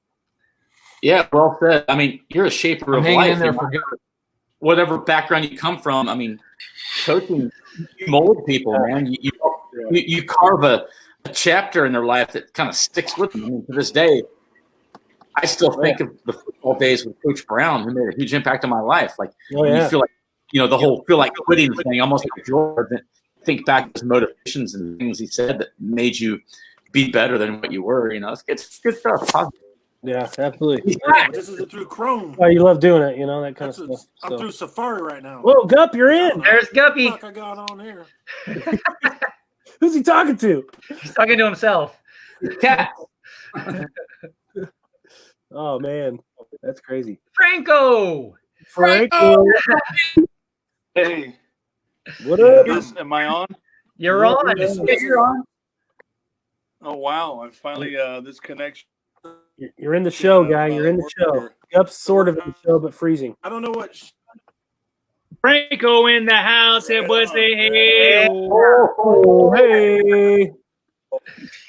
Oh, that's why you said I love screwball. I didn't even know. I had no idea that was a drink. Yeah. I didn't even know that was a drink. What kind of yoga ball? Oh. Screwball. Hey, let's use that thing. Let Skatey teach you how to use that thing. Because I'm worried Franco on that thing. You might break yourself, bro. Stand on it now, Franco. Yeah. Stand on it. There he is. Hey, what's up? Hey, Shawn, show him some moves he could do on the ball, huh? Come on. Yeah, come on over. Put your hands on the ball and put your legs in the air or something. What's that? Oh, that's hilarious. Oh, there we go. Yeah. Put your swing away. Well, you still got that. You may not have any hair, but at least you still got that. We got some hair for you, Franco. You called me I'll old. put my hair on his head. So who's got the best little Taft memory, Taft story for us? Anything off the top of your head? Oh man, hey, if somebody's not from Taft, they're all. I heard they have field parties at Taft. What's a field party? How would you explain that one? Hey, I got one, and we can move around the circle like Shawn and Julio. Go for it. Man. Of course, back in our tenure, there were many a field party, and we had a car full. I had this little Honda Prelude. I had a bunch of beer that someone else, of course, probably scored, and 4 people. And we see Sean Reeser. We saw Sleaze Dog cruising down center, and he was waving us down because he was just looking for somebody to go hang with or party. And we all did. Where's the next party? So we pull on over. Hey, what's up, man? We ain't got much room in here, but I mean, it was packed because there was things on top of our laps and people. And he goes, well, I don't care. Put me in the trunk. And I was like, okay. I love you, Sleaze. Are you okay with that? He goes, yeah, just don't wreck. So he crawled in there sideways. So he's in there with a case of beer. We're driving through the fields, and it must have been 20, 30 minutes. How many, man? How many do you have? Oh, yeah, playing Subway. We get there. I pop the trunk, and it was like he was a celebrity or somebody who pops out of a cake. He pops up, like, out of the trunk, and he's like, whoa, everybody's cheering him on. He killed, like, 3 or 4 beers on the road. He was sipping them sideways. Every once in a while, at a stop sign, we'd hit the seat. Hey, you all right? Yeah, I'm okay. What's going on? Nice. Hey, Franco, did your head get smaller or your arms get bigger? Which one is it? I think he's frozen. I think he's frozen. Looks like an album cover. He's a hip hop artist. He's dropping it. He looks like a genie. Are you a genie? Yeah. There we go.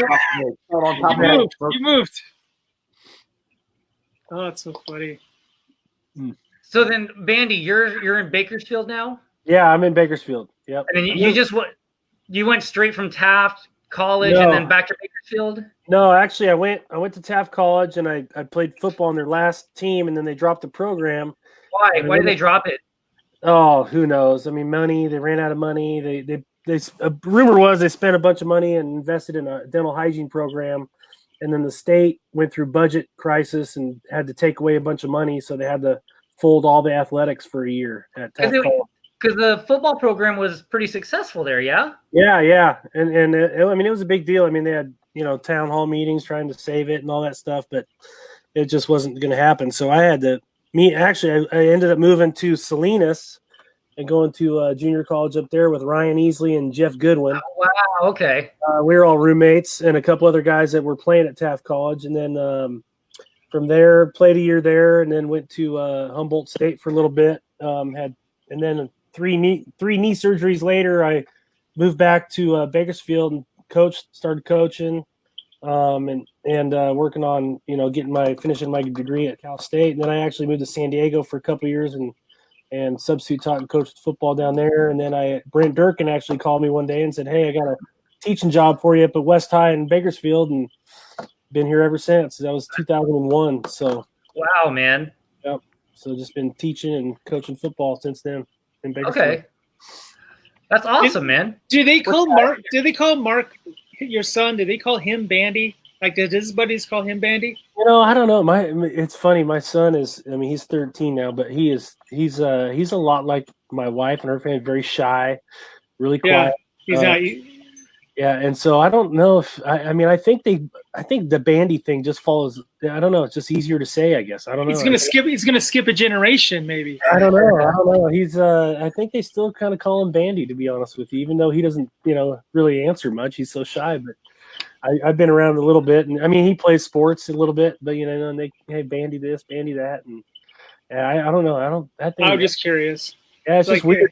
It's just weird how that's always been the thing. I mean, it was with my dad, and then it was me, and then it's just that's the way it is, I guess. And there was a Guppy, then there's a Gup, and then little Gup, big Gup, yeah, big Gup, little Gup, and then Shawn.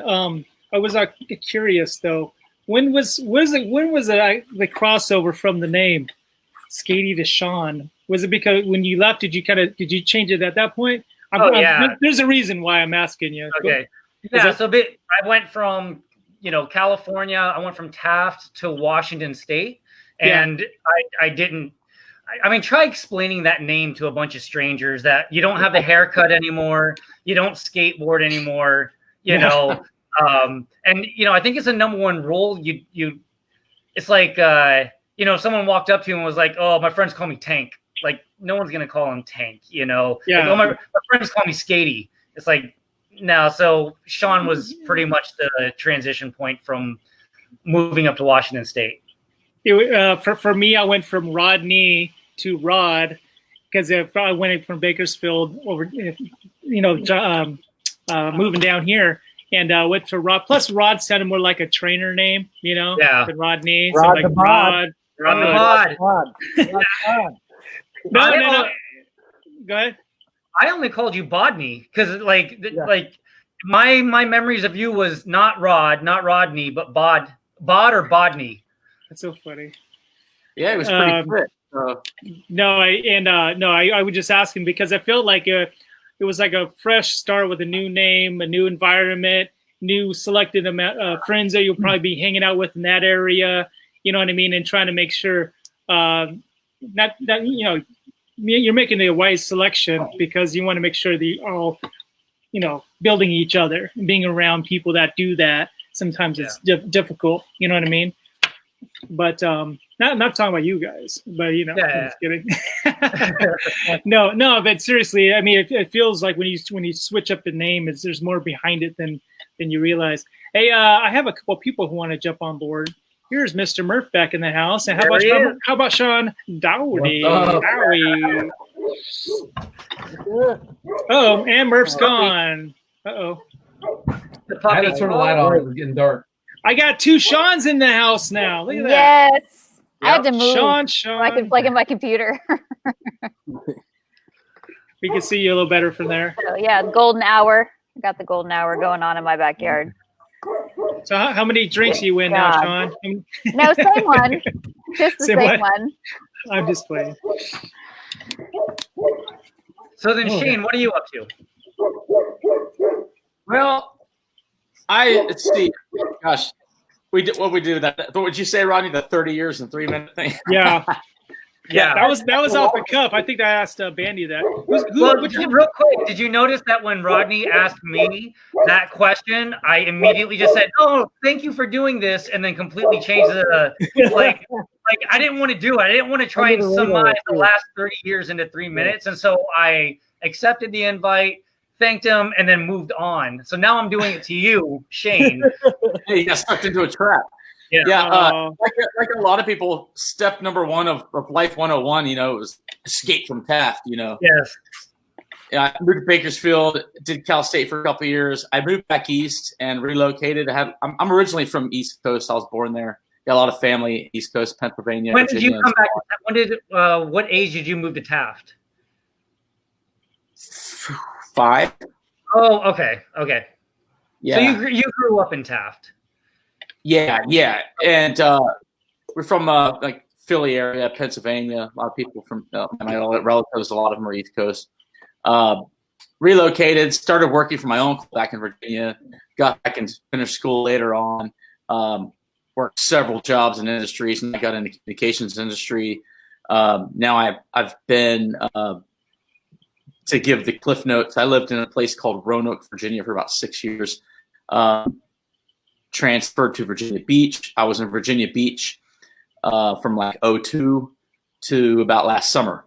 And I'm divorced. I have 2 kids, and we co-parent. Pretty good setup, good system. We raise them well, and the whole takes a village is very true.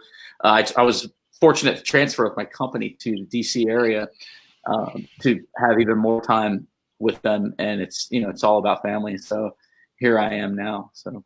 Oh, very cool. Yeah, that's cool. That's awesome. Skatey, what else? I want more of your story, Skatey. Just because I can't call you Shawn for some reason. Yeah, can I still call you Skatey? Can I do that, or is it okay? Okay. Yep. So yeah, I mean, what got you into yoga? That's when. When was that turning point? What got into your head in that moment? Getting old. Everything. Seriously, everything was hurting, and I knew that I had to do something, and I wasn't interested in lifting weights, and I, through social media friends, saw the stuff that they were doing, and was like, man, like the balance of strength and flexibility and all those things. I just knew that that's what interested in me, and especially having that core strength is really what interested me. And the first class I ever took, I sat there and thought, there's no way I can do this for an hour. And it was really challenging. And so, yeah, and in the roughly 4 years I've been doing it, I just feel like this is the strongest I've ever been, the most flexible. All my little aches and pains are gone. Awesome, man. So yeah, it's just getting old and having to do something is pretty much any motivation to start anything new right now. Yeah, yeah. So I just go ahead. I was going to ask you, did you get into any martial arts at all? Maybe No. thought about going out because it's not weight training, but you know. Yeah, I mean, now that I'm doing yoga, there is this huge association from yoga to Brazilian Jiu-Jitsu and a lot of grappling. Yeah. The flexibility of the joints and even the core strength and you have pretty long appendages, right? Pretty lengthy. I mean, you got the body for it. I'm gonna start coaching you for jiu-jitsu here. Let's do it then. if you can do all that dynamic stuff, man. If we get people in triangles together, that's good. Yeah. Shawn's all right. I'm out of this conversation. Yeah. How about you, Shawn? No, I do like yoga though. I like yoga. I do yoga, not like Shawn does yoga, but I like yoga. Yeah. Yeah. So then, what do you guys do to stay busy? Because like work, yoga, surfing, and now I'm starting to do CrossFit. Those things are pretty much. My son. I have a son. He's 23. He's in California. He's like at that age where he's starting to develop into his own. Those are the things that occupy my life. Like, what occupies your guys' lives? I stay fit. My son, he's 9 years old, so you're forced to stay active. I've always tried to keep some sort of exercise regimen, but he kind of reinforces when you're feeling slack. And, if you, Daddy, go jogging while I'm on my scooter, get on my bike. And, occasionally I was never remotely what you were on a skateboard, but I'll go on a skateboard. I got a longboard. I'll cruise next to him while he's biking, We got a lot of paths nearby. Just things to do to get out in nature, just to keep moving. Once you stop moving, you know what they say. But you feel better too. You're right. Mike, I know with me, my kids are pretty young. I started pretty late. I got a 13-year-old son and a. Go ahead, Shane. I gotta do that. You and the signs. Does he have a sign ready for everything? Yeah. He doesn't like to interrupt people, apparently. I mean, kids keep you busy and active. I got a 9-year-old daughter and a 13-year-old son, and my son, he plays sports. I coach high school football, and then I go coach his youth team after that. And it's like, so it's tiring, but I wouldn't give it up, because it's just part of being his life. And then my daughter does dance, and so I like watching that. And I teach my son how to play golf now, so I've been golfing with him a lot. And during this time, we can still play golf, which is, luckily I get to get out and get some sunshine and do something. But coaching keeps you busy. I mean, it's a nonstop deal. And when you got kids that they're active too, I know Shawn's girls are active in a bunch of stuff too. So she's always chasing them around or coaching cheerleading or swimming or whatever. So kind of the same thing. I mean, I'm lucky that I think I started late in that sense, because as I'm getting older, my kids still keep me active enough where they definitely keep you active and young. That's yeah, for sure. If I was at my age now and I didn't have any kids that kept me active, I don't know what I'd be doing, but it's fun. So then, Bandy, is there anything that you're like, man, I really want my son or my daughter, not that you're pushing activities, sports on them, but are there anything that you're trying to guide them towards, or are you just giving them free rein and just making sure that they're active and motivated? Yeah, I just want them to be active in stuff, and try a bunch of things, try whatever they can find a passion in. I'm all for. Like obviously I did football and I coach football, but that doesn't mean my son has to play football. I could care less, as long as he does something he wants to do and is active in it. And I think the more you try and you kind of find your own way and do that, it's important. I mean, I laugh because I basically followed my dad's exact footsteps, so it's kind of funny. I mean, talking about, I don't care if my son does, but I mean, would I be proud if he did? Sure. But I'm not going to force him to do that. I just want him to be happy. And, I'm blessed because he's a super kid. He's like the easiest kid ever and super smart and gets good grades. And that's all I'm worried about. If you want him to do it, just tell him that he can't do it. There you go. And reverse. And you're like, you're not playing football. Whatever you want to do. But football is not your game. He's like, damn, I'm playing some football now. I know. I used to use that reverse psychology with my girls in school. I was like, you know what? If you're not going to be good, you're not going to school today. You're just going to stay home. You're gonna stay home with me? Do work. We're gonna do some housework, huh? We're gonna do some. We got And some they would be like, vacuuming "No, to Mom, I do." want to go to school." I'm like, Chore time. well, "Okay, but you better watch your manners." See? Yeah. So then, Shawn, your kids are be involved rude in to swim, everybody, yeah? and be rude to everybody, right? I ain't be rude. I'll be nice all the time. I'm sorry. Go ahead, Shawn. I'm sorry. No, I was asking Shawn. So your Too much kids, coffee. I see that your kids are involved in swim. Yes. Now, is that something that you guided them towards, or that was just genetically they gravitated it just like you did? Well, I think it was more when I was living in Washington State. I tried to get them in swimming before we moved back down to California, and then we moved back down to California, and that's Taft. It's when we moved back, we were going to move to Bakersfield, but then ended up moving to Taft, and it's pretty much like that's like the only thing there that they really have that you can excel out without having to drive to Bakersfield. Because they didn't have like any volleyball, they didn't have any basketball. They just, and Taft, when we moved back, because we moved back 2012 for about 6 years, and then now we're out here in Texas. But so then things have dramatically changed there in terms of the sports programs. Yeah, there's really not a lot to do. So Wow. Okay. But they've always had the tiger shark. They've always had Taft tiger sharks. It's always been there. So my girls got into that. Of course they love it, and just like Bandy said, I kind of feel as like I kind of took over what my dad did, and coaching swimming, and Nathan was coaching, so he brought me on, which was awesome. I really appreciated that, and then I was like, okay, this is my niche right here. Like, this is what I love. Yeah. But then, things happen, and now we're out here in Texas, and so I wanted to be with my girls here, and I can't out here where we're at. You cannot coach unless you're a teacher. Okay. So you can't be a walk-on coach here. Not even like an assistant? No. Okay. No, you have to. Wow, you have to be a teacher. Yeah.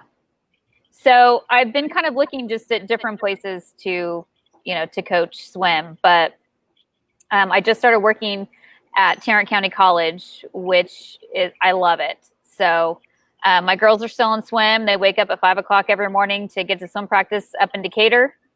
And my younger ones are, my youngest is doing horseback riding. She's loved horses since she was, could speak. So she does horseback riding lessons. So we go down there every Sunday. And then my second to oldest. Real quick, how many kids?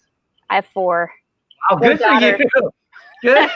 Carrying on those genetics, making sure those genetics are carried on. Awesome. Keeping up after the McCormick She's a strong woman, Toby.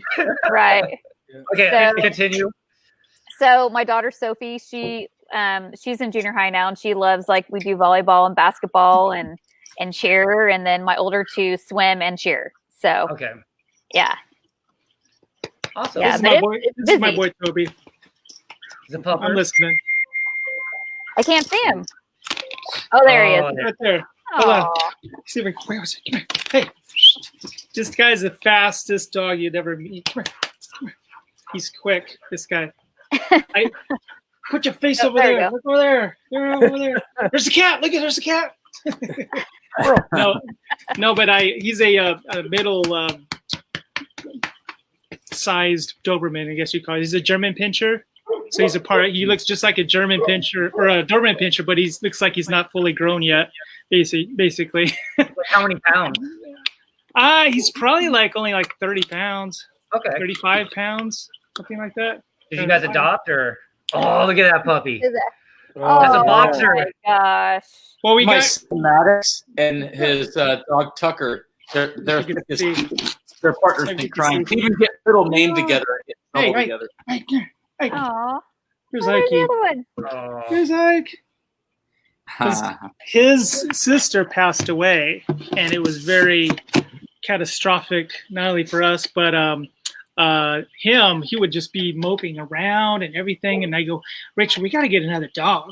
We need to get a dog just to bring some life, because I'm already busy as it is. I can't keep him, engaged all the time. But we ended up getting this little guy, and he has the energy of just, I'm supposed to give him at least 2 hours of exercise a day. Something like that for his breed. So I outsmarted it. I put a leash or a harness on him, and I pull him, and I have him pulling me up hills there you because go. I don't have 2 hours to spend getting his cardio. But he's really good at it, and he takes the direction, very intelligent and emotional and very protective, you know. But he knows the command when I have the harness, and I'm like, get him, and he's just, oh man. And then I've tied him on a bicycle. He'll take me up a hill, like not pedaling, and he'll like take me up this hill while I'm on the bike. And it's pretty fascinating how athletic he is. He's like a little horse. His mom and dad used to be show dogs. So I try to make sure he's got a big head on his shoulders. Tell him how What kind ugly of he dog? is still. He's a German pitcher. Can you train dogs to do yoga? You Maybe. can. No, you have. I've seen. I've actually seen dogs doing. There's actually a video. Dog. There is a video going around of a woman doing yoga poses, and her dog mimics all the yoga poses. What? You know, there's only like 6 or 7 yoga poses, but it's actually pretty. Yes, you can. The answer to your question is yes, you can. Wow. You think a cat would do it, maybe, but not a dog. Oh, cats don't care. That's right. They haven't got a pose. They haven't got a pose down for a cat. Hey, Shawn, I have a question for you. Shawn Dowhy. Question for you. Or she's not listening. Sit down. Yes. Are you listening? Yes. Hey, so, Question. you said you have a I'm daughter. listening. Can you hear me? Yeah. You have a daughter that Smell like a dog now. Horseback riding. Do you guys own horses? No. I triggered I would like Speedy's to, bladder. but So you take her to like a stable or something, and they. we are not. Yeah, we're not on enough land. Like we used to be on a golf course, but this is what's happening behind me. I don't know if you can see like the. Oh wow! They tore down the golf course, and they're going to be building houses behind us. So yeah, that sucks. Oh, that's amazing, though. Yeah. Wish it could stay that way. That looked nice. Oh, That's cool. I know it was so nice. Now does Steve play golf? He used to before they tore down the golf course, Dang it! but still. So, Come here. give me a reason. Since everyone's showing their dogs, I was gonna show mine. Oh, my gosh. Look at him. Look at him. So sweet. He's this is my good side. Yeah, she's a Great Pyrenees, so yes, Man. this is my girl. Bernese Mountain Yeah. Dog. I had one of my clients had 2 Bernese Mountain Dogs. They're good dogs. He would always like run at me. It's funny, the defense is to get him not to like run into you, sort of thing. Right. I used to just show them the bottom of your foot, and it confuses them. They're like, "Ooh, what's that?" You know, I mean, they don't know how to react to it. Like he'll be running, and I put my foot just to show him the bottom of my foot while I'm standing, and it's like a cartoon. He's like, "Well, shit, what is that?" And he does. Oh, it's hilarious on a wooden floor. Oh my gosh! I could do that all day. I know the defense for your dog, man. So maybe big, but you just put your foot up there. Just kidding. Yeah, she's awesome. Hey, She's so like, Katie. Yeah. Can I get in and do like a yoga sesh with you? How do we work that out? Yeah, you just like put the laptop I would up. love to do that. Are we gonna Zoom? Yeah, like yes. here's the deal. We can do Here's a the Zoom deal. class. As soon as you started posting your pictures and you're Zoom like it, baby. balancing and doing all this stuff, I was like, that looks cool. And then I was like, I'm out of shape and I need to do something because this is We can absolutely do that. I know We he's get got the my son's got a mustache now. I like how Bandy shows off his dog before his kid. Look, I got that. This one here is the smartest dog. That one's dumber than crap. What about the dog in the back? Oh my god! This one, Winnie the Pooh over here is not very bright. Does Mark have blue hair, or is that Yes, the he lighting? does. Hey, I'm married to a hairdresser that's quarantined. She's very bored. Let me check it out. Have me get closer to the camera. Closer here. Hey, look at the shirt, Murph. I got to check that out. Show Murph the shirt. See that? Oh, yeah. Look at that. Where's the hair, Mark? Put your head down. Look at that thing. Oh, There you yeah. go. Look like a cartoon character. Yeah, rocking and rolling. All right, I had to share since we were doing that. Sorry to interrupt. No, that's good stuff. See? Makes you want to get a dog now, huh? You know, I actually do through the yoga studio that because I still teach through Zoom classes, and yesterday I only had one person sign in, and she's in New York, and we actually spent like an hour and a half talking, just randomly talking about everything. And after an hour and a half, it was like, do you want to do yoga? And she's like, actually, I have company that just came over.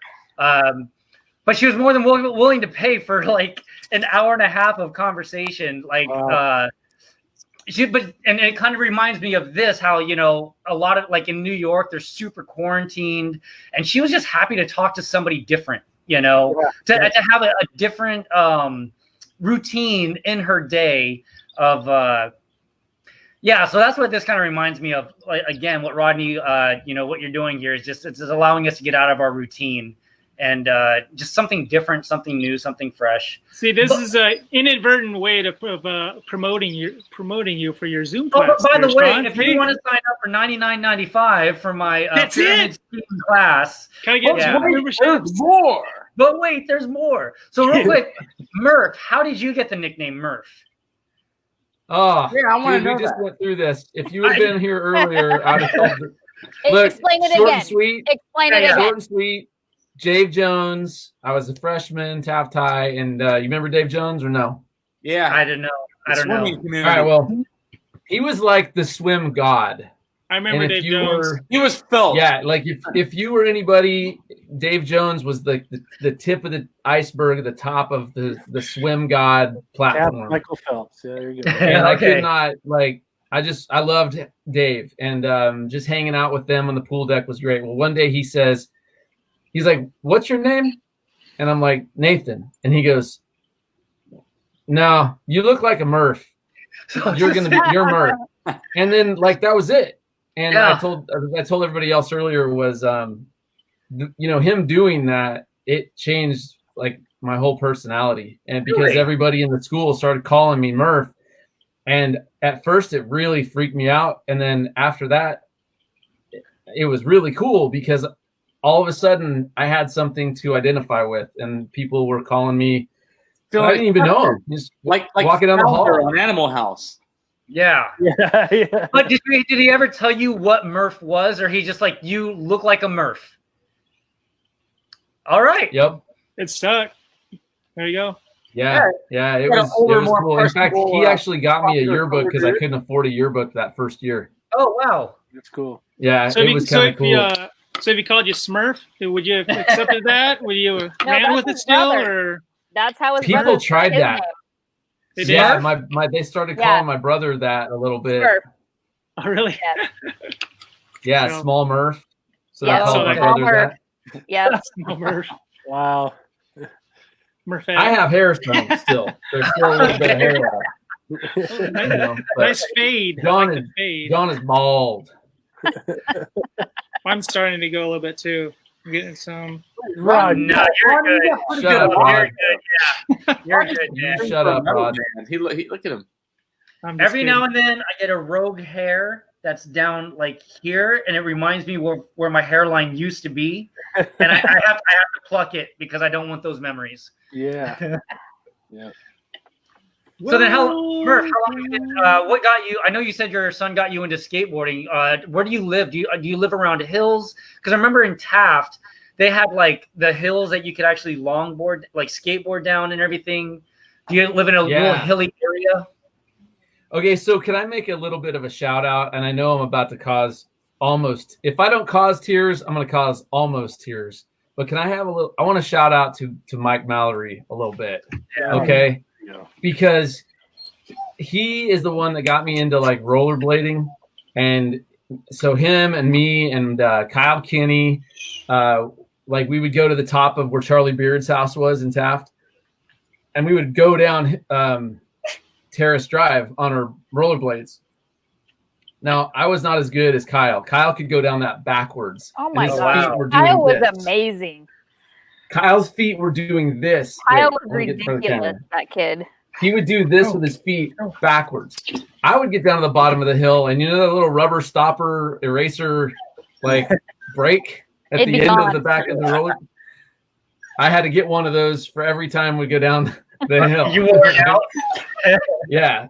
So anyway, Mike Mallory and I would go down and ride that all the time. And he had the really long, like slalom blades that were for the fast. They had the 5 wheels on them. Yeah. And I'll never forget. Like we'd get down to my house because I was at the end of Village Way and Bell Avenue, and we would sit out on my front like curb and just talk, and it was cool. And right before he would go, he would say, "Hey man, be cool, Murph Surf," and then off he would go. So he kind of got me into that. And I never forget that. And I realized how cool that was that he would like skate all the way to my house because he lived up on B Street. So he would have to, after riding all the way down Taft to the bottom of the slope, which is where I lived, he would then turn around and ride all the way back up to B Street, which is like near Philippine. And it's up there, but that was really, really cool. And so since, I don't know, I was 40 years old and my sons bought me a longboard, and then I started getting into that whole downhill thing. And dude, that is way cool. Did you say lawnmower? Longboard. Oh, yeah, like a Sector 9 or a skateboard, but like the long ones that go like 40 miles an hour. Oh yeah. But you got to know how to stop on those, and it's not with brakes. It's like you have to learn how to slide. I do a longboard with my son. I'm usually on flat ground, so that's safe. Doesn't count. Yeah, Shane, I'm done with downhill. I got too many bones to break. Shane, Gentry, since you said lawnmower, it reminded me of a story, and we were talking about this guy the other day, Stymie, right? Wow. Oh yeah. So my first job after I graduated was at Taft College, the summertime. It's one of the summer jobs. And I worked with Stymie, Clint Watts, and Brent Durkin, and we were the gardening crew.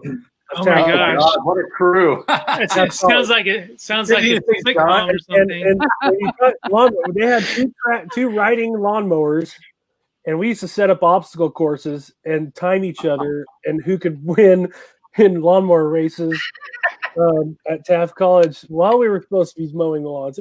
Granted, we did our job. We busted it out. We got it done. Then we go race lawnmowers and occasionally visit Stymie's dorm to drink some Purple Passion. I'm just going to tell you. Oh yes, Purple Passion. It was quite. What is that?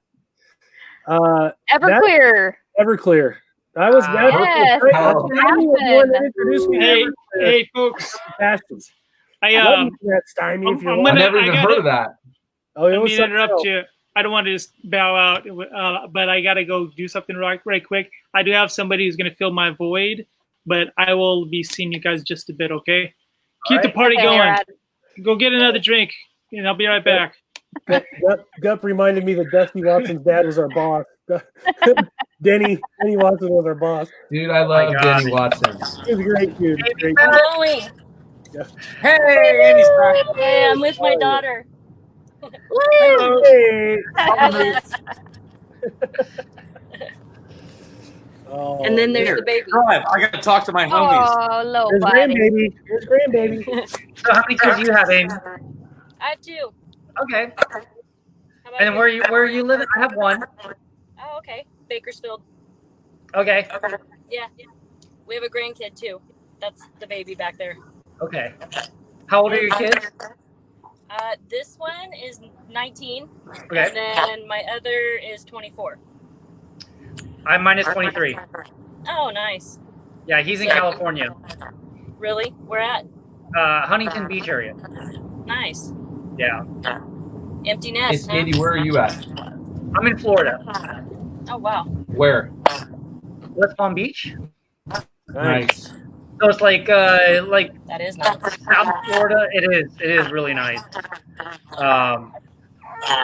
Yeah. Anytime I think about moving back to California, because the weather, the mountains, the surf, like California has all of those demographics.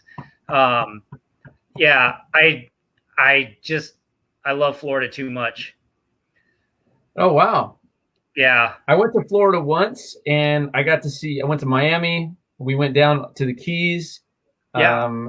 Saw the whole Everglades thing, and they have like this big concrete like spiral thing in the middle of the Everglades.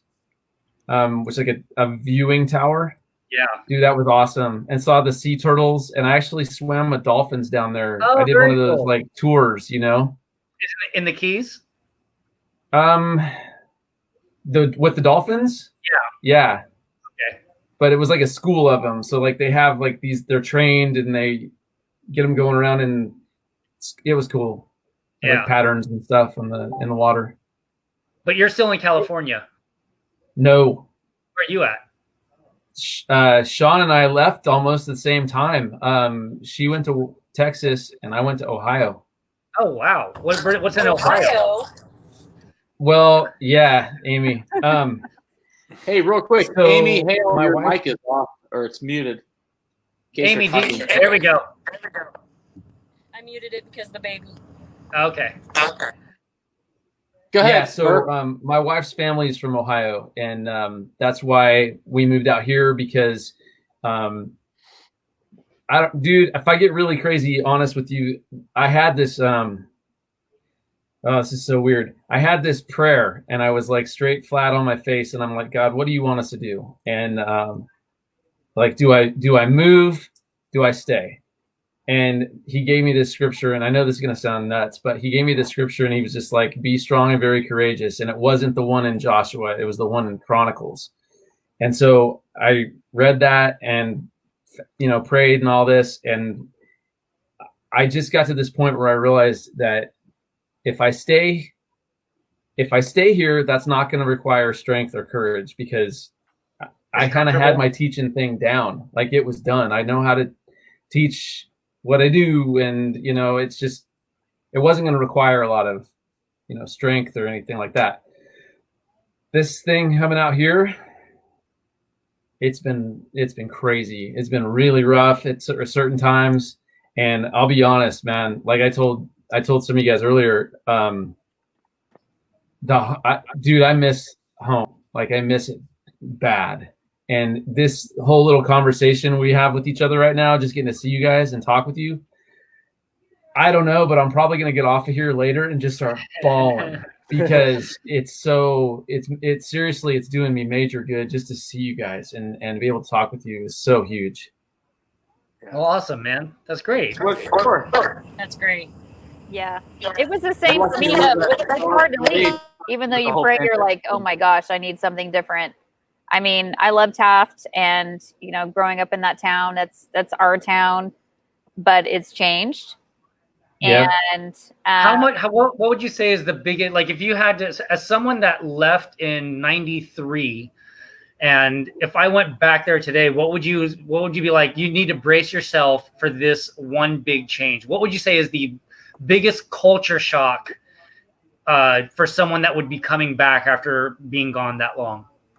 Okay, so just to give you a little background with me, like I moved to Washington State in 2005. Okay. And so I was up there for over 8 years. And then my husband's job brought us back down to California. I would have stayed in Washington State. Love Washington State.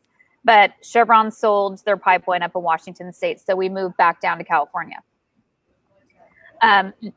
Didn't want to move to Taft, wanted to move to Bakersfield, where I had lived for 10 years, after I graduated Taft College. Like, Bandy and I, Kelly and Gup, and, we were all out there for about 10 years.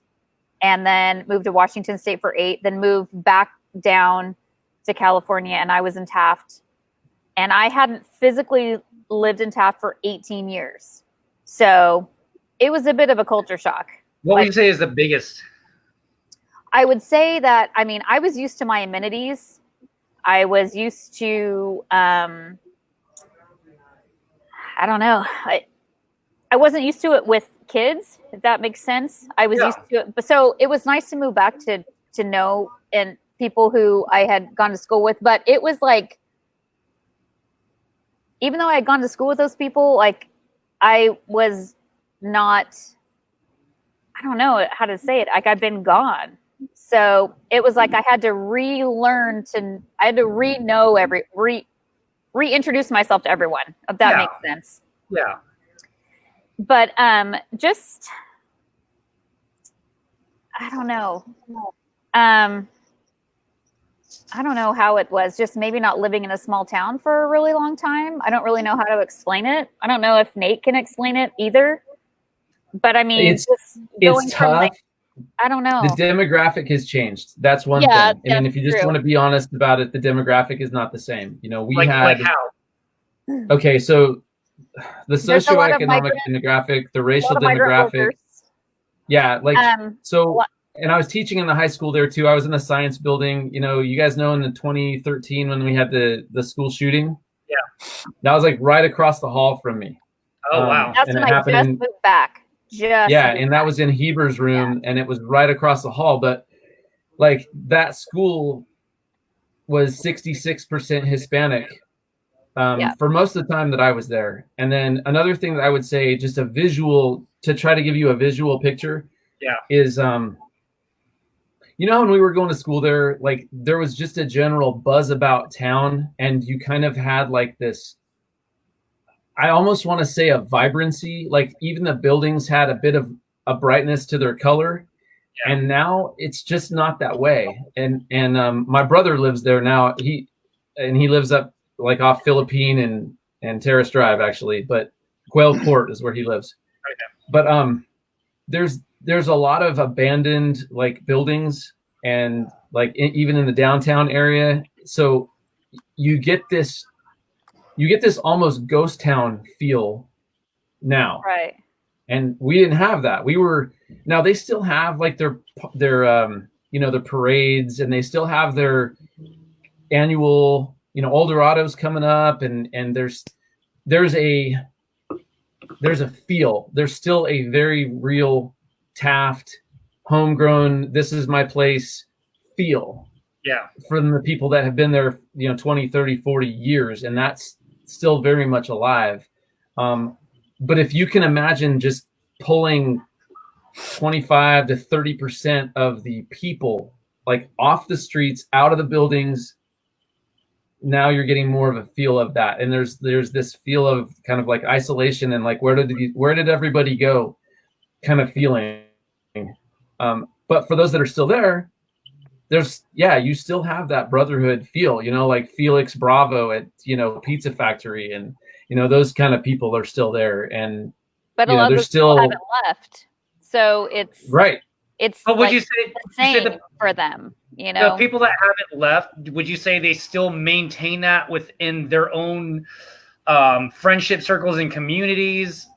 But if I was to move there now, like you said, Shawn, it would almost be like a reintroduction of myself into that place, because it'd be a lot of new faces, a new vibe, a new attitude, like something along those lines. Yes, exactly.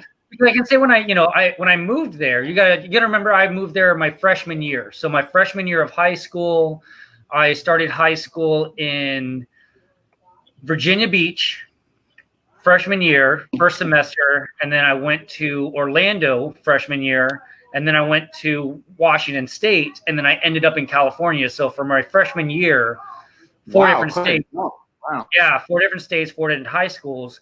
The moment I got there, I was incredibly welcomed. You know, and maybe it's because I was the new guy with the weirdo haircut.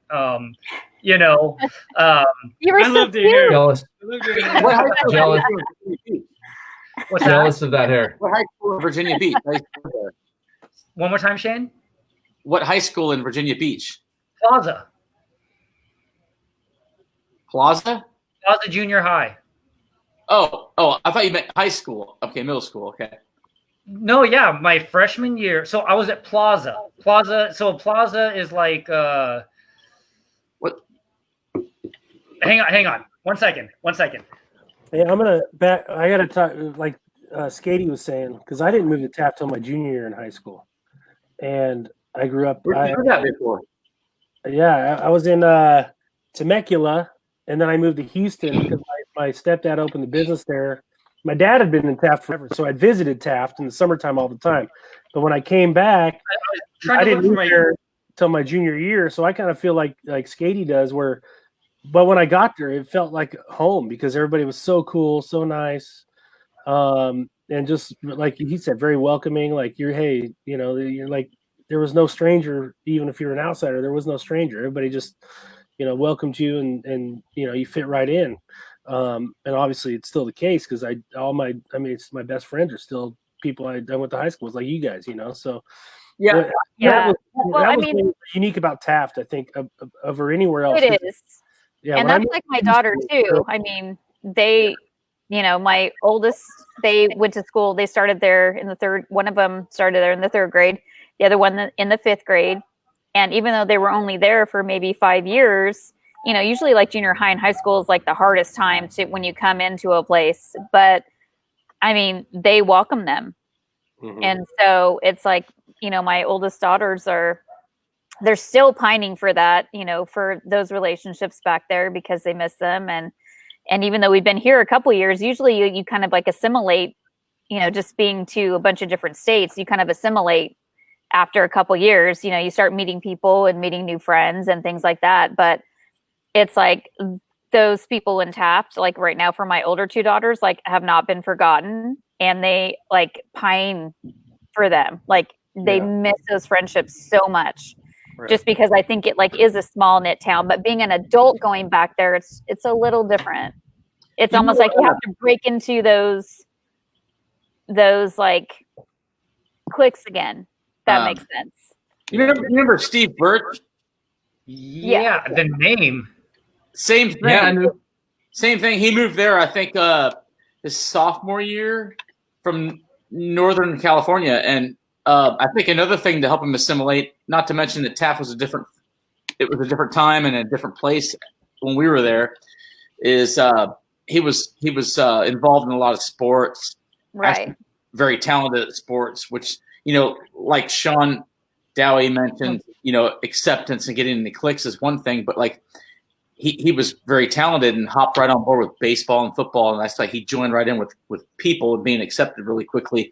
But like within like a couple months he was there, it was like he was just had always been there. Like, that feel that people when they embrace you and bring you in, and then it really took off when he excelled at sports and things like that. It was like, oh, he's no stranger. It was a quality, like Nathan was mentioning, like you didn't see before other towns, and luckily was a positive thing for new kids, but times changed, this and that, it was the golden age, I guess, we all lived in Taft before it started drying up. It changes your perspective about how we live, because like now I'm in this new town called Hamilton, Ohio. Like that's where I teach, and I live near Cincinnati.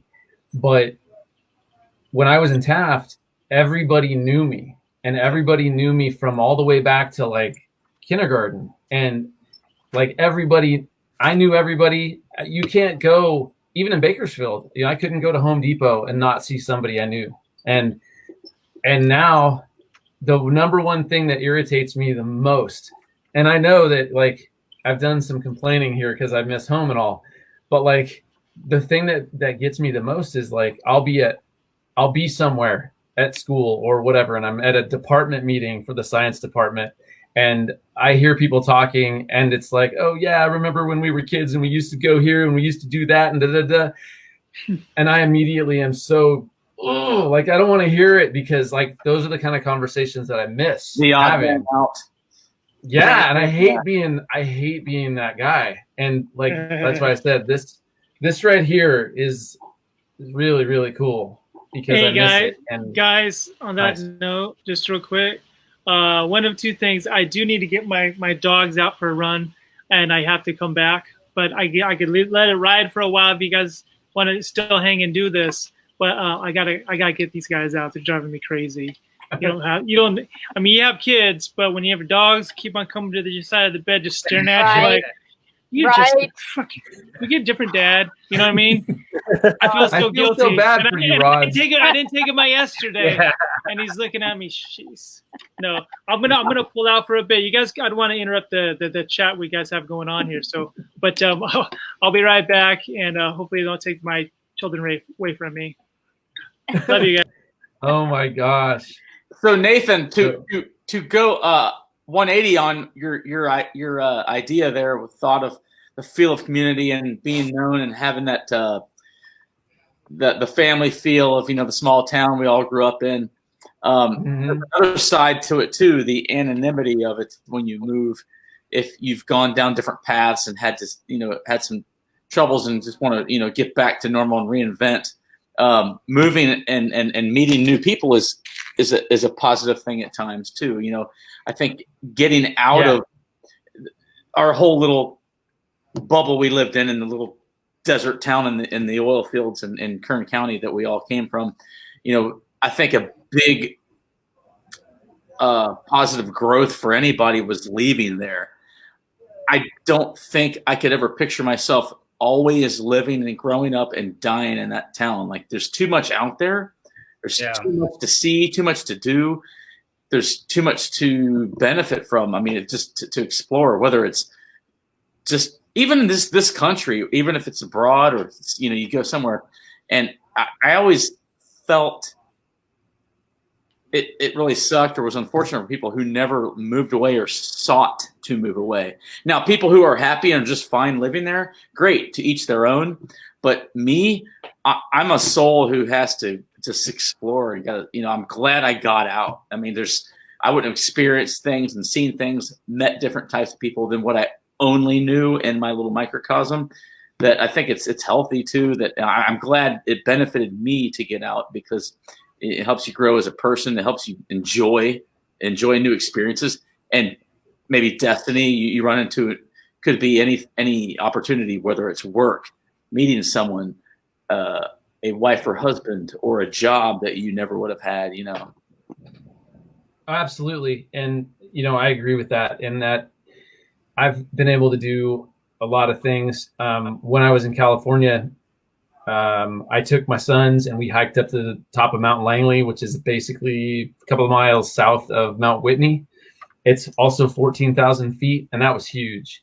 But growing up surfing, growing up and being able to hike in the Sierras and stuff like that, like, there's no mountains in Ohio. Yeah. So there's things I do miss about that. But you're right. And like my brother, he's been there. He's always going to be there. I don't see John ever leaving Taft. But, he's okay. Like, his reputation and what he's built as far as who he is, like, John is John, and John hasn't been much different than when we were in high school, or, younger. And so I get that. And I do think that certain people just flat need to start over someplace else and get a whole new thing going. I don't know. Like, there's been times when I'm like, maybe I'll go back one day.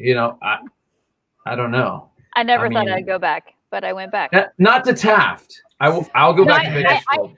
I mean to Taft. Like, I never thought I would live in that town ever again. But it actually, moving back there, made me grow even more and kind of made me figure out what I enjoy in life, and the things. And it's like a lot of those kids at Taft High, like, those are some good kids. Like, those kids are amazing kids.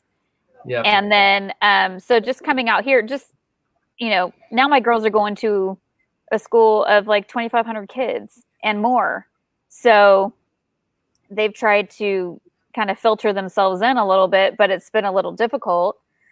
But, I don't know. I just think each experience, wherever you go, makes you grow. And if you want to plant your roots in a town and stay there, and that's what you love, you feel as though you're not missing anything. And, it's like my mom, my dad, my dad grew up on the coast, Guadalupe, moved to Taft when he was 5. My mom's been there her whole life, and it's still good for them, but even though I'm trying to get them out here to Texas whenever I can. But I have my sister out here in Texas, but my other 2 sisters are in Taft, and one moved away for a little bit and is back, and they're just satisfied. So I think as long as you're satisfied wherever you go, but you're constantly learning, and it's all personality based, I'll be the first to say that because I have moved around so much. you know, my dad was in the Navy, and so I did a lot of moving around, obviously. And I'll be the first to say that my personality, I adapt to change very well.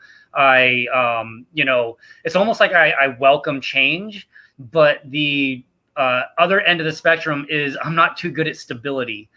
You know, so I think it's just personality based. For some people, a small town fits their personality and fits everything that they want in a situation.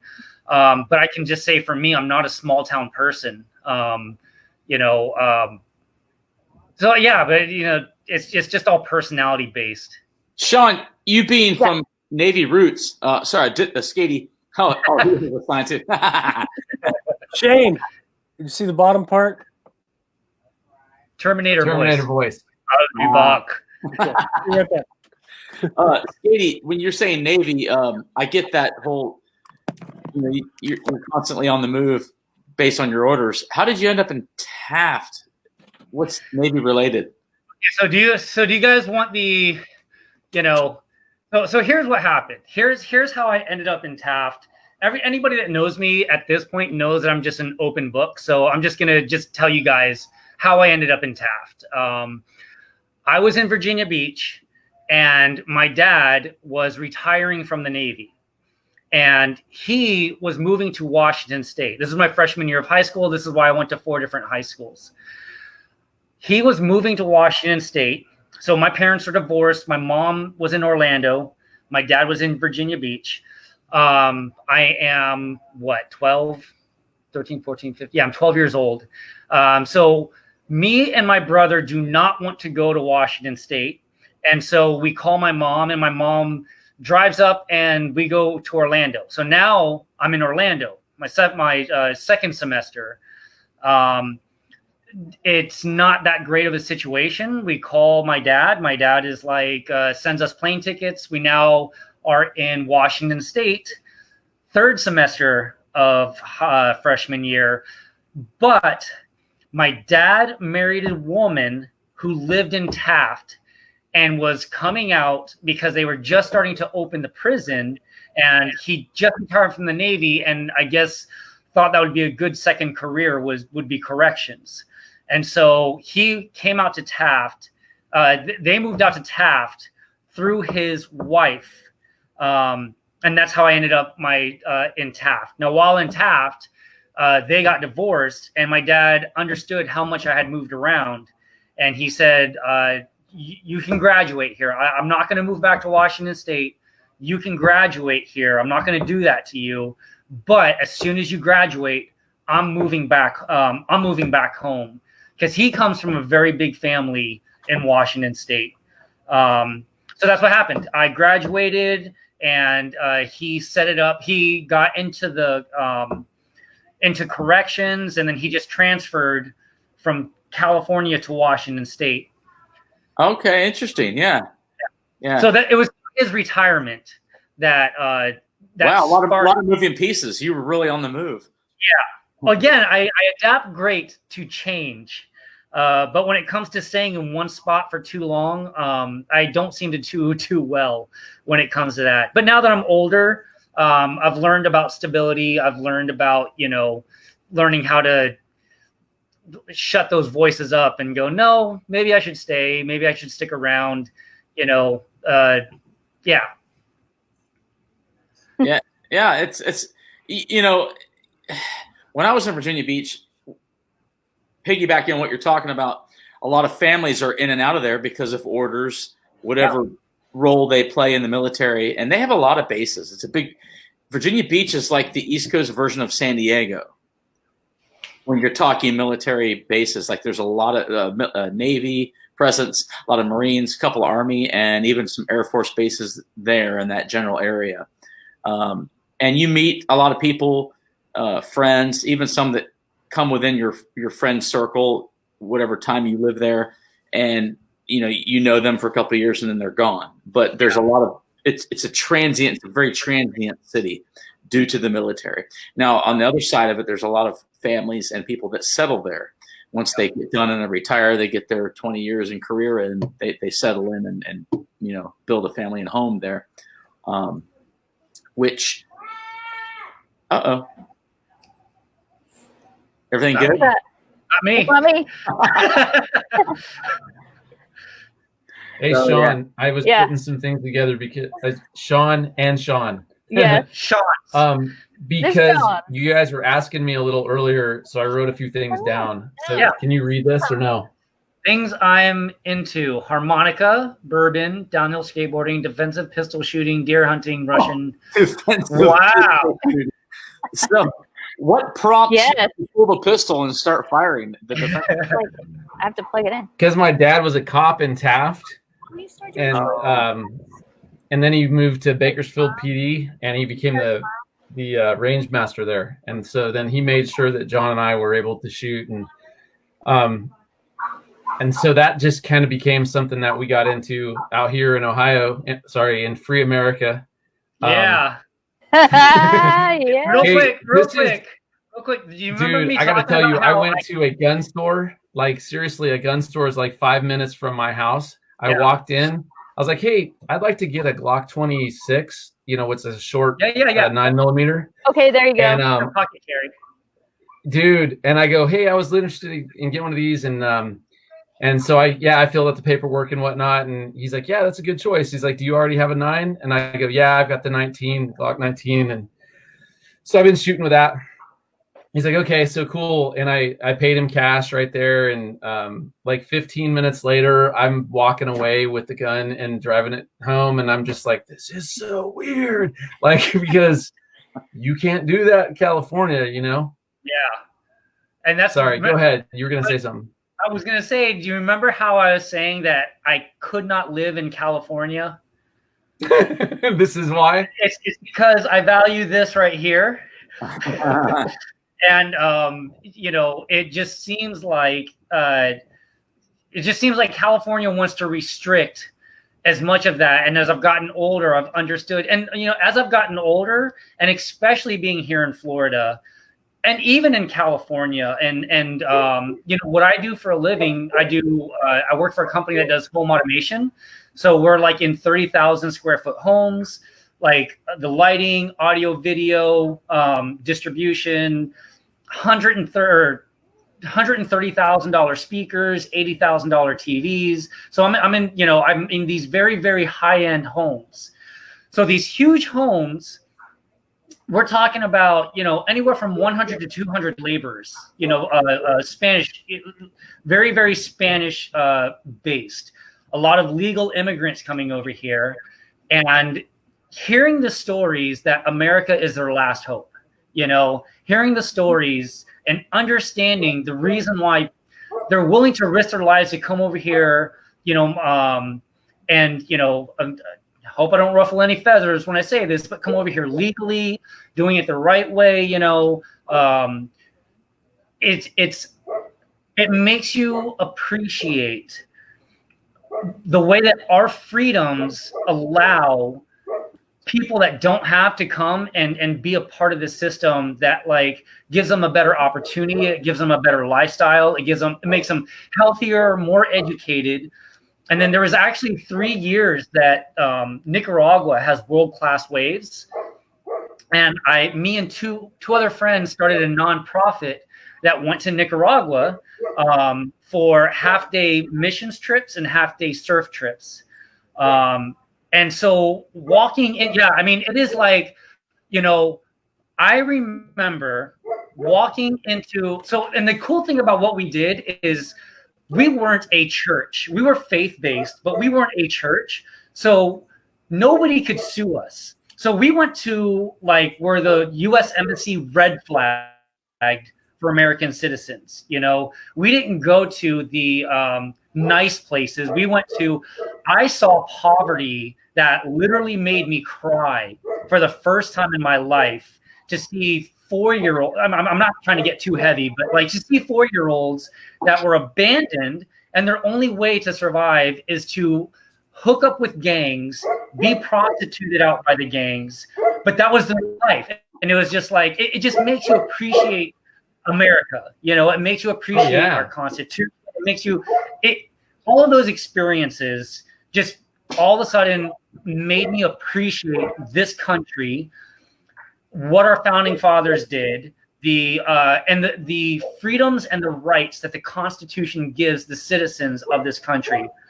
You know, I've got a huge family. My mom's side is Filipino, and so they all, not all, but a lot of them have come here at 65 years old, got their citizenship, and are just like so happy that they so yeah, just all of these experiences, and you know, talking to these people that come here, seeing what they've tried to escape from, it just makes you appreciate what this country is and what it does for the people here. And obviously no country's perfect. Obviously, you know, in a country this big, there's gonna be groups of people that have the freedom to be horrible, you know. That's why we have laws. I'm not gonna try and get on this tangent, you know, but I don't know how we got here. But oh, so because of your pistol shooting. So yeah. I have friends that live in California. I also I'm big time into shooting. I actually have I built my own AR. I actually own a suppressor, and I go to ranges and I practice self-defense shootings. I can hit still targets at 65 yards with my pistol because of the training that I received. So yeah. No, a person that trained me was a 3-gun competition shooter. So he made it a point to make shooting his lifestyle. And I got all these crash courses in proper form, proper technique. So that's the kind of training that I'm talking about. I don't have any certifications or anything like that. Just I got lucky enough to be trained by somebody that dove into it extensively for years. That's awesome. Yeah. Hey, well, if you can, try to get into the IDPA because they have a really cool organizational model. And I'm sure a lot of the stuff that you already know is going to serve you really well. And it's competitive. And that's the part that's really cool. Is like the first time I went out, which anyway, dude, I thought I was a good shot. I thought, oh, dude, I'm good. My dad trained me. It's going to be bitching. Yeah. And then I went there and I was like out of 30, I was like number 30. Yeah. Dude, like these dudes out here, they know what they're doing. And it was just bad. Oh, I wanted to show you something. I apparently didn't show this the first time that I put this up, but like, look at the bottom, dude. Check this out. It's right here. Nicaraguan surf. Ah, yeah. I don't know if you saw that. I tried to show that the first time. Yeah. Well, it's there. Hey, back on the subject matter, you talk about the Filipino culture. In Virginia Beach, there's a large Filipino demographic. Yeah. And you're talking about freedom and gaining a better life and opportunity, and what people who live here and maybe feel entitled or whatever don't realize, and what others see as, wow, I have a better life now. United States Navy, and I didn't know this for the longest time until I worked with a couple people from the Navy. People from Philippines, which is a protected nation. Territory, thank you. Like Puerto Rico is and other protectorates of the United States. If one were to join military, predominantly Navy, because it has a presence, then they can gain natural citizenship or dual citizenship. That's part of the benefit of joining the Navy. So a lot of folks, to make a better life for their relatives and their large families back home in the Philippines, for example, would join the Navy, put in a career service, settle down, buy a home because they've got these benefits and they have, career money. Then they'll work another job, bring their other family members over to become citizens and provide better life for them. So it was a real positive growth. It's a nice up and coming story for that family.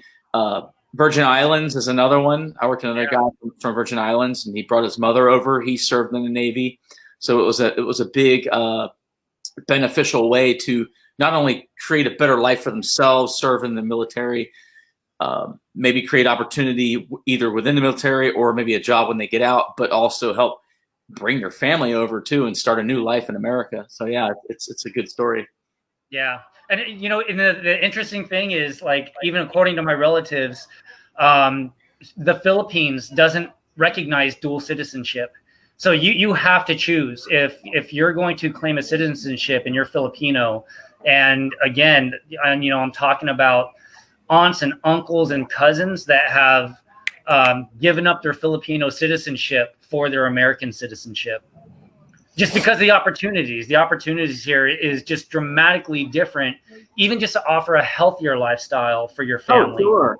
And however small we might perceive them, or people who have always had it, yeah, to them that's a big gain. And I get it. I mean, even in the DC area, you want to talk about melting pot.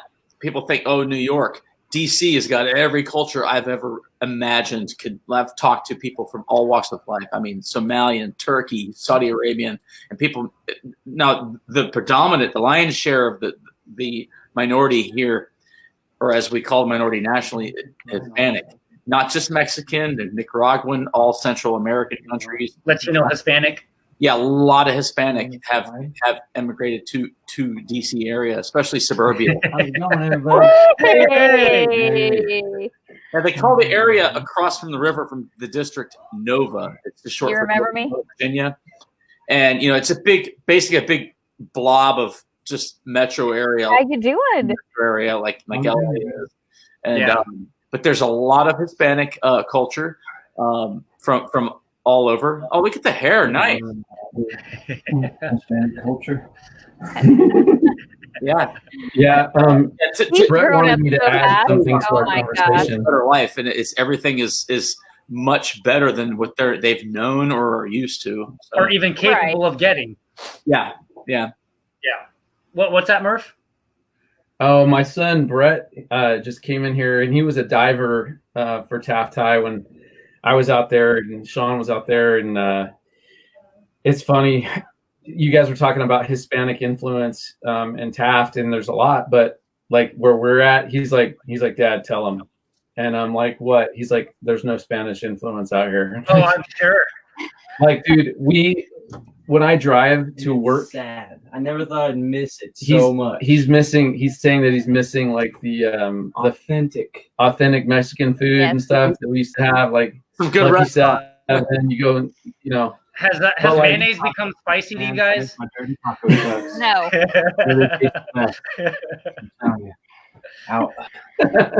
No, since we moved out here to Texas, I've been looking, like, the Tex-Mex is huge out here. I can't stand Tex-Mex. So, it's not the same. No. But we actually found a really good place like downtown Fort Worth that's totally just Mexican food. If you go to, you'll have to do a lookup on your phone, but if you go to a carniceria, you're going to get good food. If you want authentic Mexican food, you'll have to look it up on your phone, but go to a carniceria and you'll find exactly what you want. They'll have ceviche and al pastor and, the strip steak, carne asada, and good stuff like that. But like whenever kids know at the school where I work, it's like an inner city school where you have a lot of Black, a lot of I would say Hispanic, but it's not Hispanic. It's like a Puerto Rican Hispanic thing where I'm at in Hamilton. And when the students there are like, "Oh, where do you live?" And I'm like, "Oh, I live in Westchester, Ohio. It's just north of Cincinnati." They're like, "Yeah, we know where Westchester is." And I'm like, "What are you talking about?" And they're like, "You mean Whitechester?" I'm like, oh, great. That's the reputation, I guess, of the like little town that I'm in, which is right off the 75, and the 75 runs up and down from like Cincinnati all the way up to like Toledo, through Dayton and Toledo, and then on up to Lake Erie. But so they call it Whitechester where I'm at. It's weird. Hey, y'all, I'm gonna be right back. Okay. Yeah. I'll be right back. So maybe that's like Taft was in the early 80s. Like I remember seeing being a kid and having like oh my gosh. Ryan, what's the name of the I want to say Ryan. It was the black kid that went to school with us. Yeah, he was half. Easily. Yeah, Ryan Easley. Okay. Yeah. I grew up in Taft, and we didn't have any black kids in town in the early 80s. Or they and, said, you know, they like, were going to Taft College because that was when Baldock would recruit and get athletes from out of town. You know, and it brings up another subject, Nathan. We were, I think, the last video stream we were talking about, because he had a lot of stories from back in the day, and one of the questions Rod brought up, because he was like quarterbacking the whole show, and he was who was one person that you remember younger that you met and kind of took under your wing and this and that, because the big party culture in Taft, or maybe like being accepted, or maybe like when Skady moved to town, the first person to embrace you, like an older person that kind of like you talked about David Jones with swimming. It made you feel like, oh, okay, I'm on board now. Well, I took easily in, and to be like on the social level, because number one, obviously he's the only black dude, and I was like, I moved from back east, and I was like from freaking Philly area, and I was like, me and you remember Reno, he's from New York, Italian guy, and like you feel kind of out of sorts, and like I was like, you know what, kind of the do unto others, like you want to make people feel welcome like you would feel, or maybe how would you like to be treated? And we started going to places and going to social gatherings and events. It's just a goodwill kind of thing. I saw David Vradenburg trying to get on. He was actually on the last broadcast, but I can't bring him in. I want to bring people in, but I can't do it. I think Rod would have to like give one of his. Yeah, I'm gonna try to message Rod. I can bring him in. David was on here before. I don't know if you've chatted with him, and I hadn't either. But he was visiting with us, and he's up near outside Toronto. He's in Canada. I don't know if it's his job brought him up there. Let me see. Let me see. Hey, Toya. Yeah, what's up, Toya? We know you can't get in, but it's good to see you. Yep. Thanks for helping me out with that last name there. And also shout out to Shelly Williams. Hey, Shelly, I was going to say, I don't know if you're even on here. It's looking pretty old, but we must have been in the same town for a while. I was teaching at Taft High, and you were at, looks like, City Schools. So anyway, I just wanted to acknowledge her, and Paul Harmon and Brandon Smith still in there. Amie Hale still popping on. I don't know if Julio Franco's in there anymore, but anyway, it would suck to not be in this and have to only be able to connect in those messages and not be able to like be a part of it, Yeah, because I know that there's. I had no idea how much I was gonna like this. I'd be honest, I was a little freaked out. Yeah, just I was a little. Know whoever's watching and listening. This is Rod Edmondson's baby. He's steering the ship, and he has this new streamcast he's done. This is the episode 3. He's out taking dogs, and if anybody want to get on, he'll probably be back soon and help facilitate that, get you on, so we can all enjoy company. Rod just messaged back. He said he'll be back in 5 minutes. So go powder up, go pee, do what you got to do. Message your Filipino relatives wherever they might be, and and he'll be back. Dude, I love it. Dave is saying, what's up? And Gup is on. Hey, dude, Dave, come on in, dude. When Rodney comes back, make sure you get in there, man. I'll take off if you want to get on the screen or whatever. But I know Shawn's still in, her computer's still on, Bandy's still in, his computer's still on. This Brady can hold 6 max, and if I gotta go to lounge 2, y'all hop on. Hey, just real quick, I know Gup is tried to get on before. Gup, are you now on a computer that you can actually work on? I'm going to wait for you to type that out, Gup. Is it solid? Or you can be able to get on? Gup, if you're listening, I can see your messaging. I did a stream with her. There he goes. Oh, Shawn's back. Hey, I had to get a blanket. It's starting to get cold out here. It's a link. So if you're missing the link, Rodney will be back in under 5 minutes, and he can shoot it back out to you. But is it? It looks like Brandon posted it in the live comments. I don't know if that's relative to what we're doing right now, but Brandon was posting links, StreamYard links, in the live comment section. He was sharing Rod's link to access. Okay. Yeah, it's on Facebook too. But you'll have to shut off Facebook if you open it from within Facebook. You can watch it on Facebook, but you can't be a part of it. Oh, I got you. That was my problem last night. Like I could not get on. I did not know how to get on.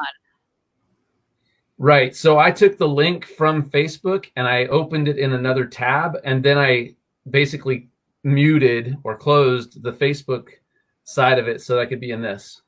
Yeah, I opened it. I opened it up through YouTube. Okay. Is that how you got in now? Yeah. Facebook, Okay, I can do it.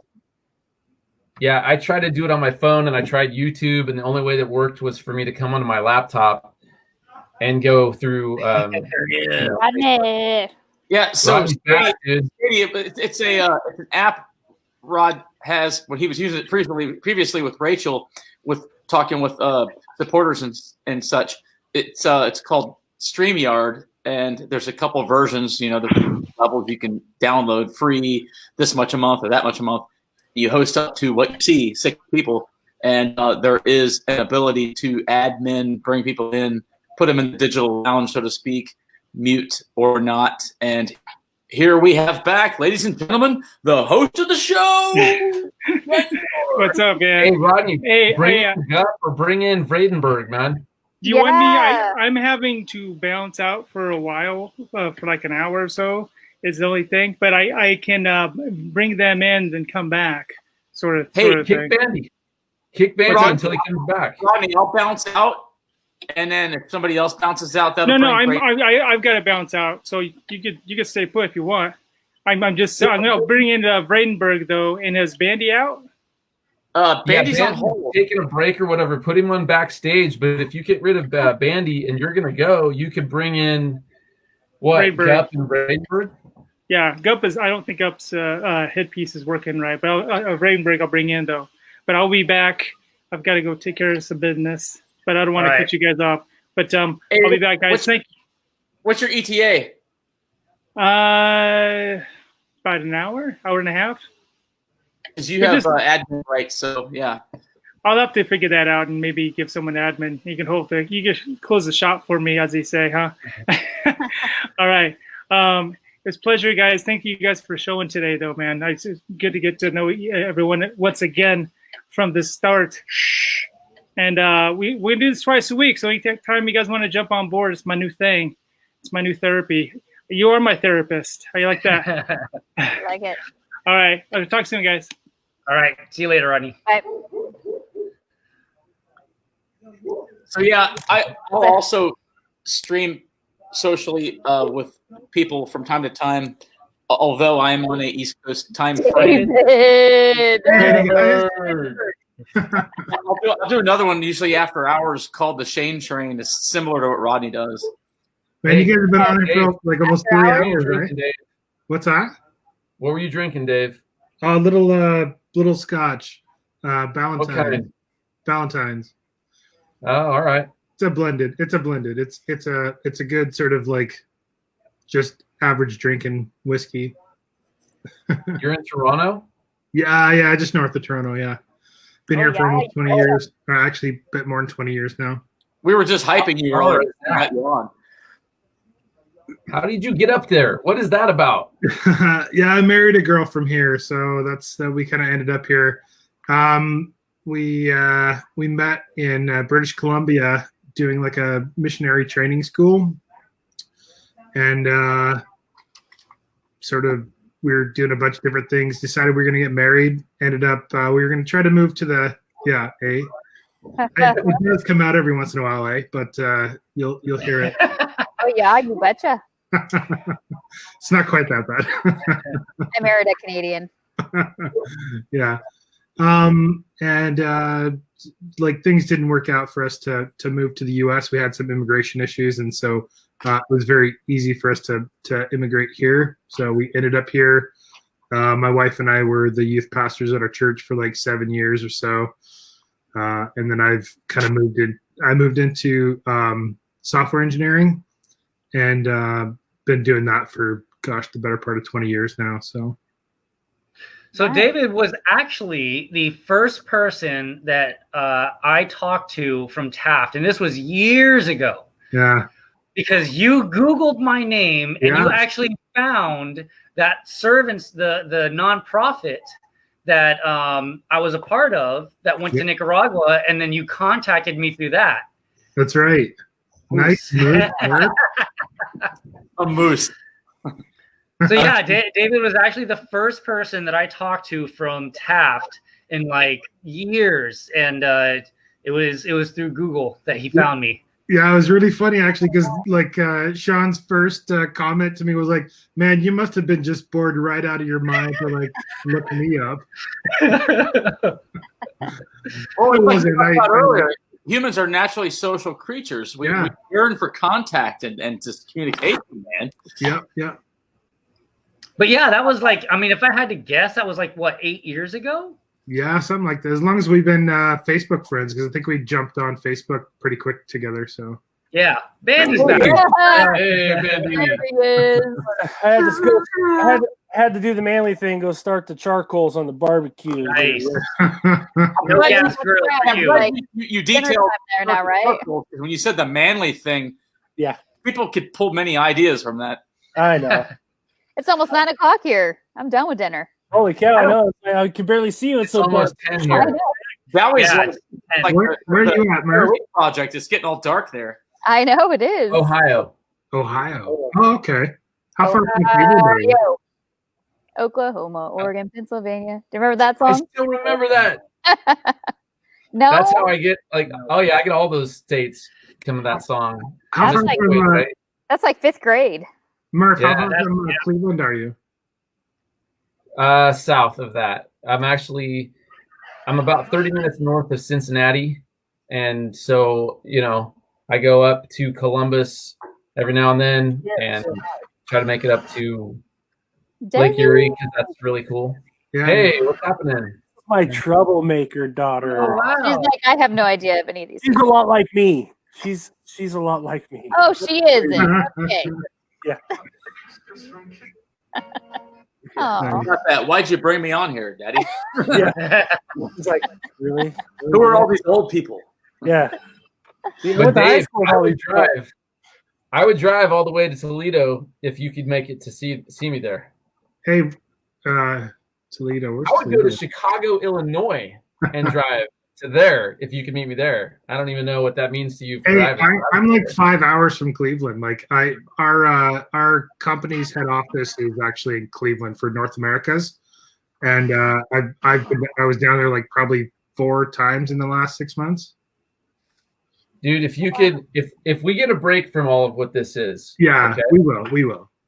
I will put you up in my house, okay, and we will go down to Kentucky, and I will treat you to proper whiskey with an E. Reunions, ladies and gentlemen. Proper reunions happening live. Yeah, I'm super interested in this. Actually, I want to do the Bourbon Trail. And hit, like, yeah. What did Nathan just talk about? What happened? I lost my Google video. me, Dave. Google me. All right. Hey, Oh, there we go. so I've got a buddy that we just have been talking the last like probably month about doing that. So yeah, like we'll hook up with you and that'd be a lot of fun. So I think hey, why not have our 30th reunion back there with Murph on the Bourbon Trail? There it is. Dude, that would be epic. How cool would that be? That would be so epic, dude. Oh my god. I hope Brandon Smith, President, are you listening? Everyone had Yeah, to we gotta get on there. while they Oh, I see. I saw. That's my youngest. This is my little horseback rider. Hi. Oh my gosh. Yeah. Where's your mini? That's my mini me right there. Oh yeah. So basically, Dave, in all of the state of Kentucky, there's only 5 distilleries that I have not yet been to. Oh wow. Oh, wow. Connoisseur you are. There's a lot of bourbon distilleries in Kentucky. There's more barrels of bourbon in Kentucky than there are people. What's your favorite distillery? Probably Woodford Reserve and Buffalo Trace. Oh, Buffalo Trace. Oh yeah. They're amazing. I'm really digging the Buffalo Trace is the one that makes the Pappy's label. Basil Hayden. Say again? Basil Hayden. No. No. Oh, I really like it. Murph just shot. No, it's too. Look, I know some people love it because they like that high rye, and that's cool. Like there's certain ryes. There's only like one that I really like, but that's in like Old Maysville. So. Yeah. Woodford Reserve is great Shawn too. Dowhy, you're Irish. Woodford Reserve is great too. I really like that one. Give us your input. You have no taste in Irish whiskey? No, I like Irish whiskey. Jameson? Jameson? I like Jameson, but actually, not really sure where Crown's from, but I like Crown. Yeah, Crown is I'm Canadian. pretty sure that's not Crown. Yeah, that's Canadian. Yeah. Yeah. Oh, yeah. You betcha. Like I said, my husband, he's from Winnipeg, Manitoba. Katie, what's choice liquor or drinks in Philippines? Well, because of my Filipino heritage, I was always allergic to alcohol.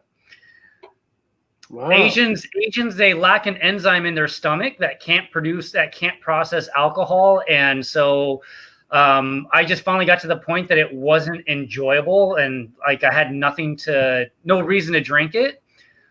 So everybody that knows that I'm allergic, they would always say have a beer because they wanted to see the allergic reaction.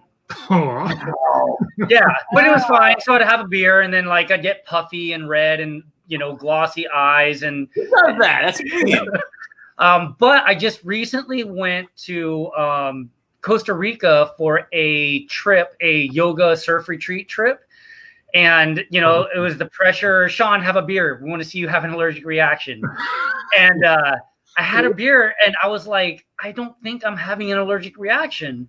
And I had another beer and I was like, oh, this is what it feels like to be drunk. And I had another beer and I'm like, I see why people do this now. Then you saw the video today and thought, oh. Well, and I sat there and was like, I do not need to develop new habits. Like I've gone all these years not drinking. And so now I just like maybe have a beer or two socially. So I'm just now really discovering wine. And, I've always had like rum and Cokes. For some reason, hard liquor didn't affect me the same as beer and wine. So I would make a rum and Coke last the whole night. The ice would melt.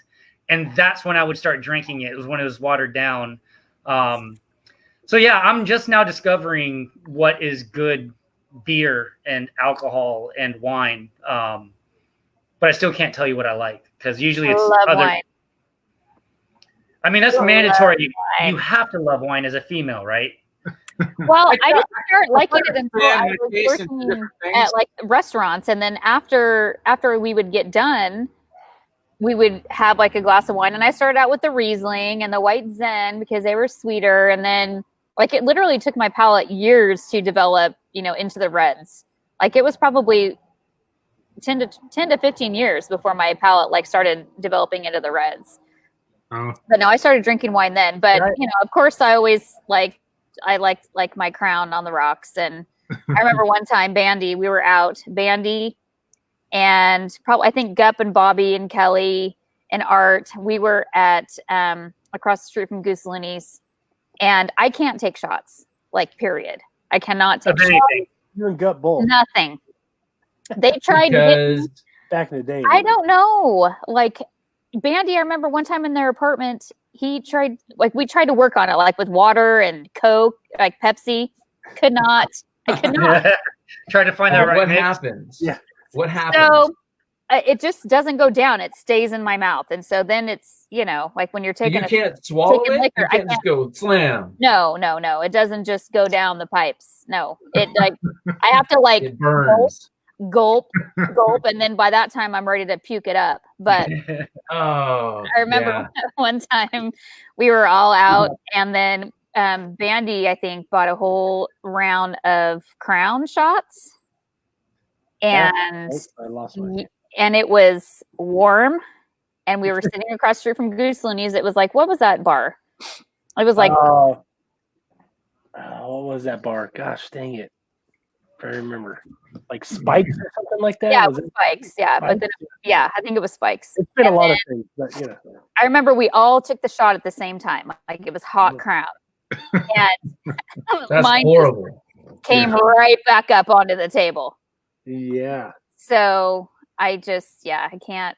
Yeah, right back up onto the table with everybody sitting on there, and I can't take shots. I think Gup was BRC was usually involved in those too. I think Jercy was there too. Yep. Yeah, Been trying to try some different things here and there. I'm not a wine guy. Oh, look at that. Sake? That's the stuff right there. Is that Dave. sake or is that Scotch. Asian That's a beer? blended. It's rice wine, What? basically. Okay. Oh. See, I like You got sake? Called, but yeah. Ugh. Dave just had. You look like Winston I Churchill, have to Dave. sip it.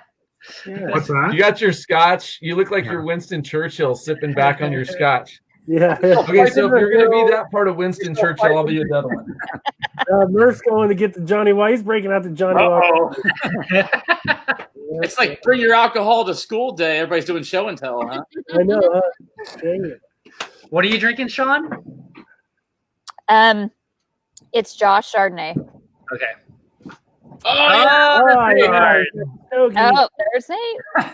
The real Winston Churchill. This here's got the old. Yeah. That's Let's what see if you can see this. Hey, I gotta tell you, we've come a long way. We've come a long way in our drink choices, and everything else. Hey, it's VE Day though, isn't it? Churchill? Oh yeah. Yeah. That's a holiday in UK. Yeah. Good stuff. What is VE Day? It's I'm gonna sound ignorant. Victorian? Huh? Go ahead. Oh yeah. Go ahead, Shawn. Victory in Europe Day is a day celebrating the formal acceptance by the Allies of World War II. For the surrender. Yeah, it's a big day. It's almost like a 4th of July. I've got some de facto like relatives through marriages and stuff that they're over there in London area, and they set up the backyard with their tables on the fence. They hang up the Union Jack and they grill out like we do, you know. Yeah. Awesome. Very nice. So Murph, are you a cigar aficionado? I have too much knowledge, and I like it. You know, me and Franco actually a few years ago, we really got into smoking cigars and like just going and learning about them and going to a cigar shop locally here and just trying a bunch of different ones and it was kind of cool actually.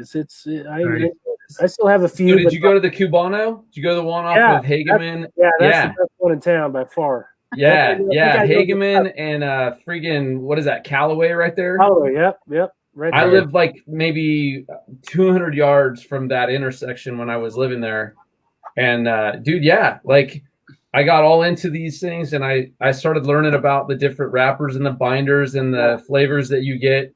And did you know that when you smoke one, this is the lighted end here, and this is the part you cut.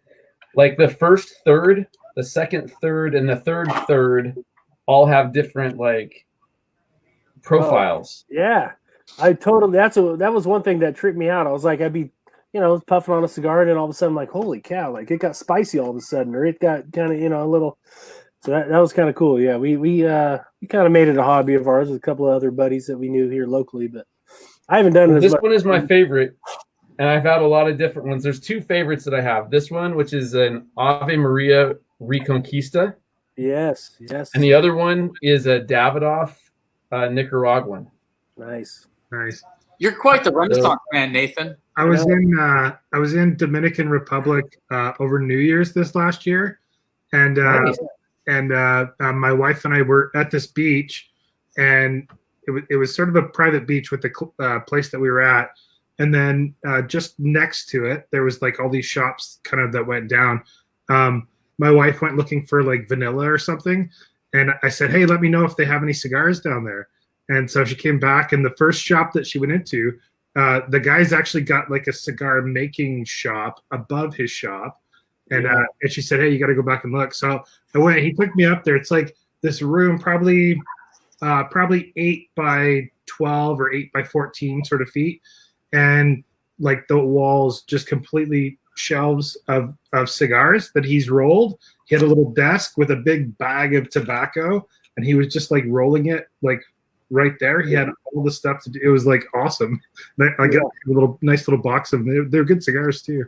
That's cool. Dang. That was funny. Yeah, you gotta age them. They're supposed to sit in a cool area for like 2 years. Wow.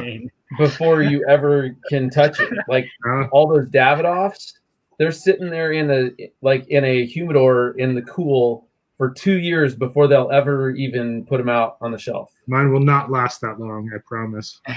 Yeah. Yeah, well, they won't taste that good either. If they haven't been aged, they're not going to be as good. Poor Gup. Yeah, so Bandy, I did learn a lot. I know. Poor Gup. We're all reading the comments on the side there. Ghostbusters movies? What? Remember the Ghostbusters movies where that guy's up at the window and Tavern by the Green and the beast is about to yeah, he's looking in.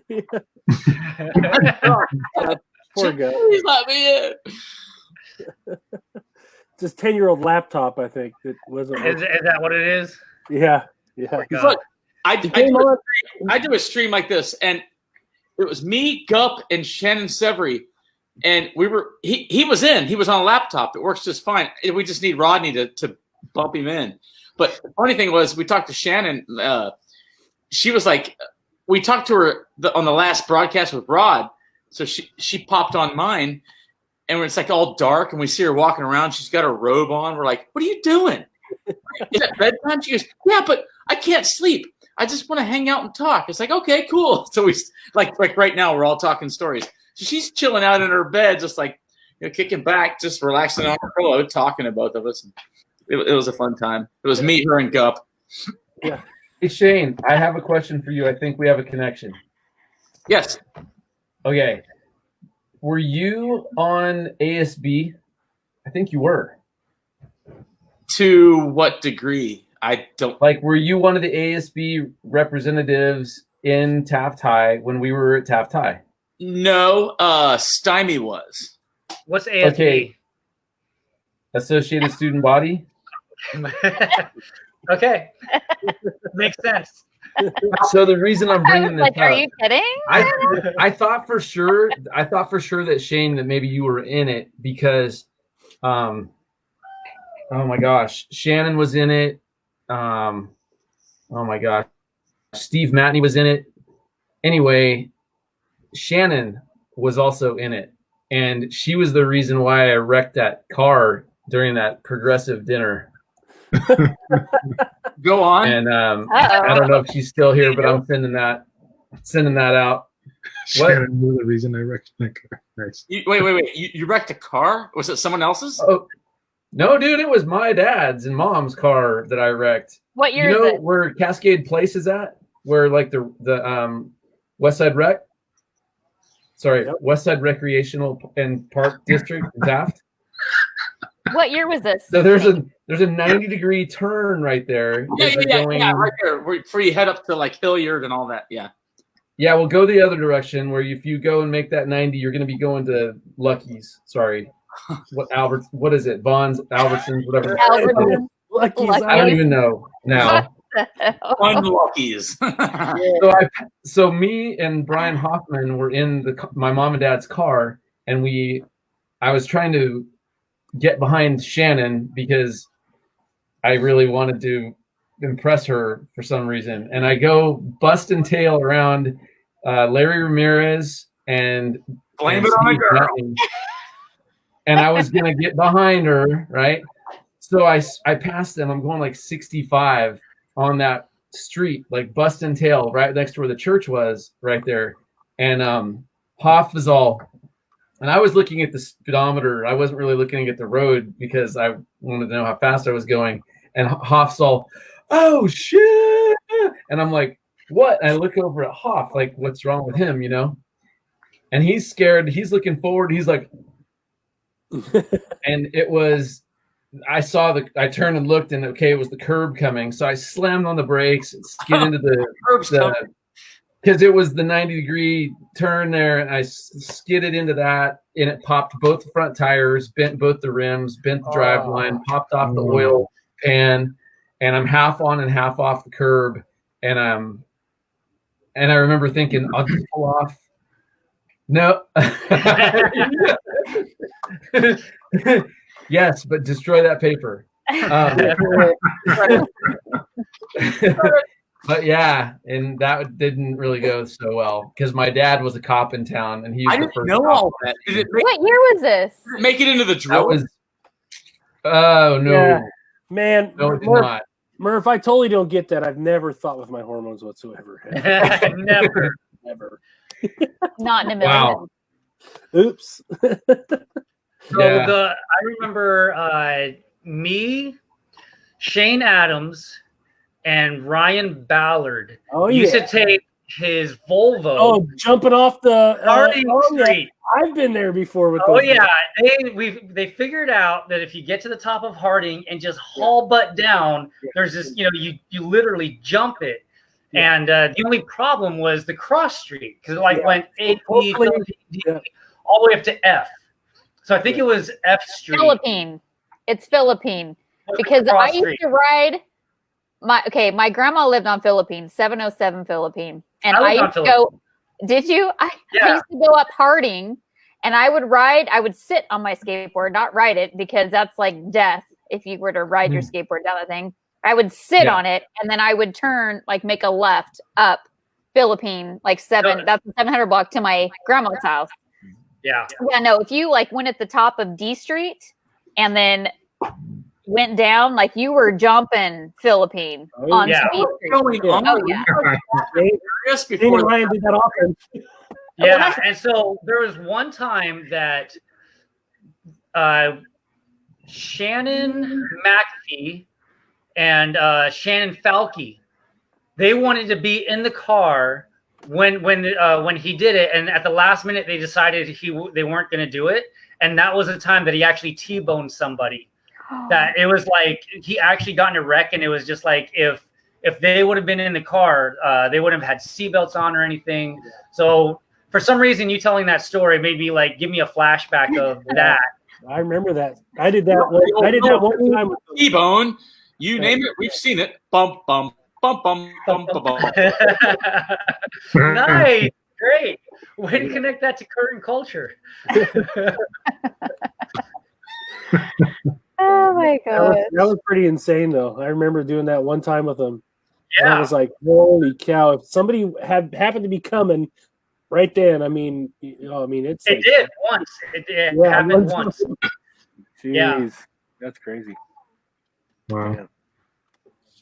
Wow. So Murph, what have you been up to, man? Dude, teaching high school and coaching, but just recently, as of last year, I stopped coaching because it just wasn't like what I thought it was going to be out here. It was a completely different demographic, a completely different school.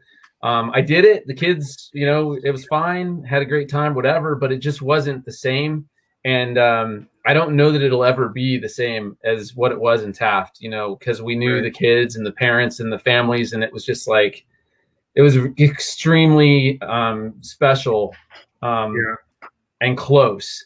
And they're in Taft, and out here, I just didn't have like the same connections. I mean, I suppose if I stayed with it and stuck with that particular group for several years, then that would be developed. But yeah, it's just not, there's so many differences that I was just like, I think I'm gonna be done with this for now. So I started getting into like some of the other stuff that I was talking about earlier.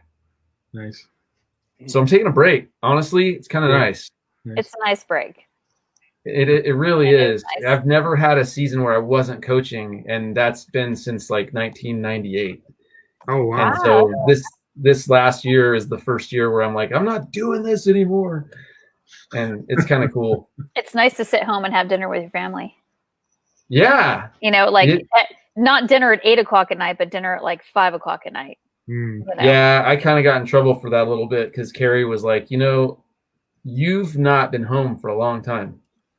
And we had like a heart-to-heart conversation about that. And, my kids were coming to, the meets. My kids were coming to SSL championships and helping set up at the school at Taft High, and my wife was. It was like part of things to have them be there and a part of it. I know, Bandy, you probably know what that's about. Yeah, no, I was that kid too. I was that swim kid. I was that kid at Tiger Sharks. I was that kid at the high school swim meets. Like, that's why I knew all those high schoolers, because my dad was a coach, my mom announced, and we were always at those meets all the time. Oh yeah. Shawn, are you teaching as well? What are you doing, Shawn? I am just working. I work in when we first moved out here, I didn't want to work just because I wanted to be home for my girls, just because we're kind of out in the country, so everything is like about 15 minutes from us. So I just wanted to be around. But right now I just got a job at Tarrant County College, it's a junior college that was built back in 1964. And I work down at like the first campus, which is kind of in a rough area. If you look up Forest Hill, Texas, okay, but I love it. And I work in it's a student accessibility resource center. So it's like student with disabilities, and then also like a veterans resource center where they come in and we help the veterans, and we help the students that need with disabilities who need accessibilities to their classes. So I really like it. And it's part-time, so it's perfect, but it's like 40 minutes from my house. Awesome. 40 country miles. Hey, I was wanting to do something for you guys. I don't know if you can do this, but put this into your phone so if you guys want to text me, you can text me. Oh, yeah, cool. Do I have that number or anything? Yeah, I do have that number, don't I? Yeah, we're good. Okay. Great. And I was really glad I got to text you that thing earlier, because that's something that I think you would really appreciate. I Shawn. haven't even looked. Yes, I haven't looked. I'm looking right now. Yes, you did. I did, but hang on just 1 second. What I texted you earlier. Yes. Yeah, you know what I'm talking about. Oh, yes. That's awesome. I know. That was like from him. Yeah. So some of you guys don't know this. I don't know if you're writing my number down or not, but I'll leave that there for a second. Most recently, I've been able to get in touch with Brian Hoffman. Oh, wow. And he's been off the grid forever. Yeah. Hold on. He might actually. Oh, you guys texting me now? That was me. Oh, sweet. Thank you. That's awesome. Yeah. So I got Dave and I got Skatey. Super. Hey, that's awesome. Skatey, how long has it been since you went by Skatey? Get texting his number. Exactly. Hey guys. Oh my gosh. Roger texted. He says apparently he has some pending business to finish, and he's out for the night. But he said continue on and enjoy as long as we're keeping the bonfire going here. So anyway, no you need to figure out how to let people in, huh? Yeah. He does. He needs to give somebody that permission. Yeah. So, all right. Does anybody remember, or did they ever discover or hear about the tunnel system underneath Taft High? Oh, yeah, dude, it's legit. It is. Yeah. We found out my junior year, and from inside sources found a way to like open the little ventilation windows into the maintenance building, and we'd find a little crawl down, and there was a walkway, and we're like, "What is that?" It's like this whole network. Hang out. I think Sutton Burns, through TV Productions, actually did brought a camera down there talking about the tunnels. And I even remember him talking into the mic, the camera's off, staring into the darkness. And he heard something, he stopped, he's like, I'm not going there. It was Pennywise, right? What's that? I said it was Pennywise down the corridor. Yeah, exactly.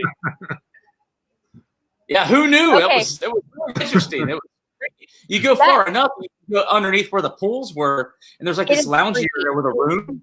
People would have parties down there. You'd see empty wine bottles and things, and people that wrote wall that said like class of '76 and all this other stuff on there. Well, seriously, just working there, like Nathan should know, there's some spaces down there that I never knew existed, but I had to go down when I was working there to like get some stuff. And it felt like there was someone in front of you, behind you, to the side of you, and you're just like, I'm just here to just get some things. And then you get it and you leave. That place, it freaked me out. Yes. Underneath the guidance center. Have you ever been underneath the guidance center before? Okay. All right. Yeah.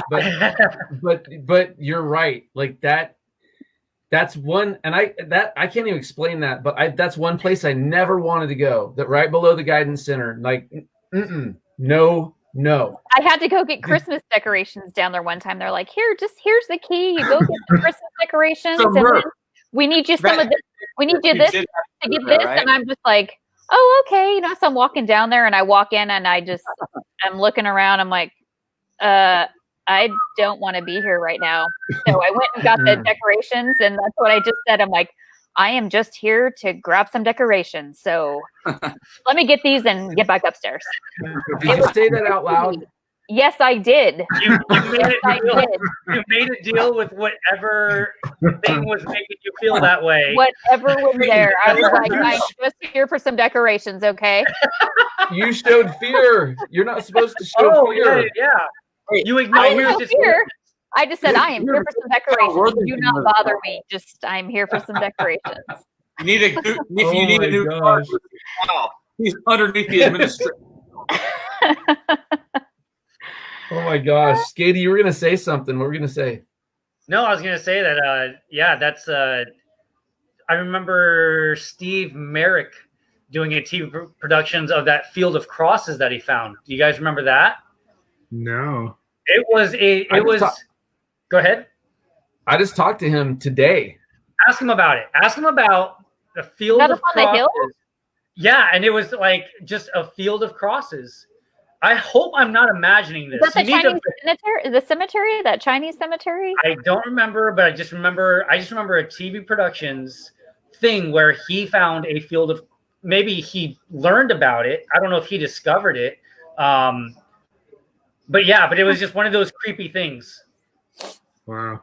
Dude, right below the cafeteria is an actual bomb shelter. And yes, I know. I've been down there too. That freaking freaked me out too. I didn't get to go in there, but I really want to. I still want to.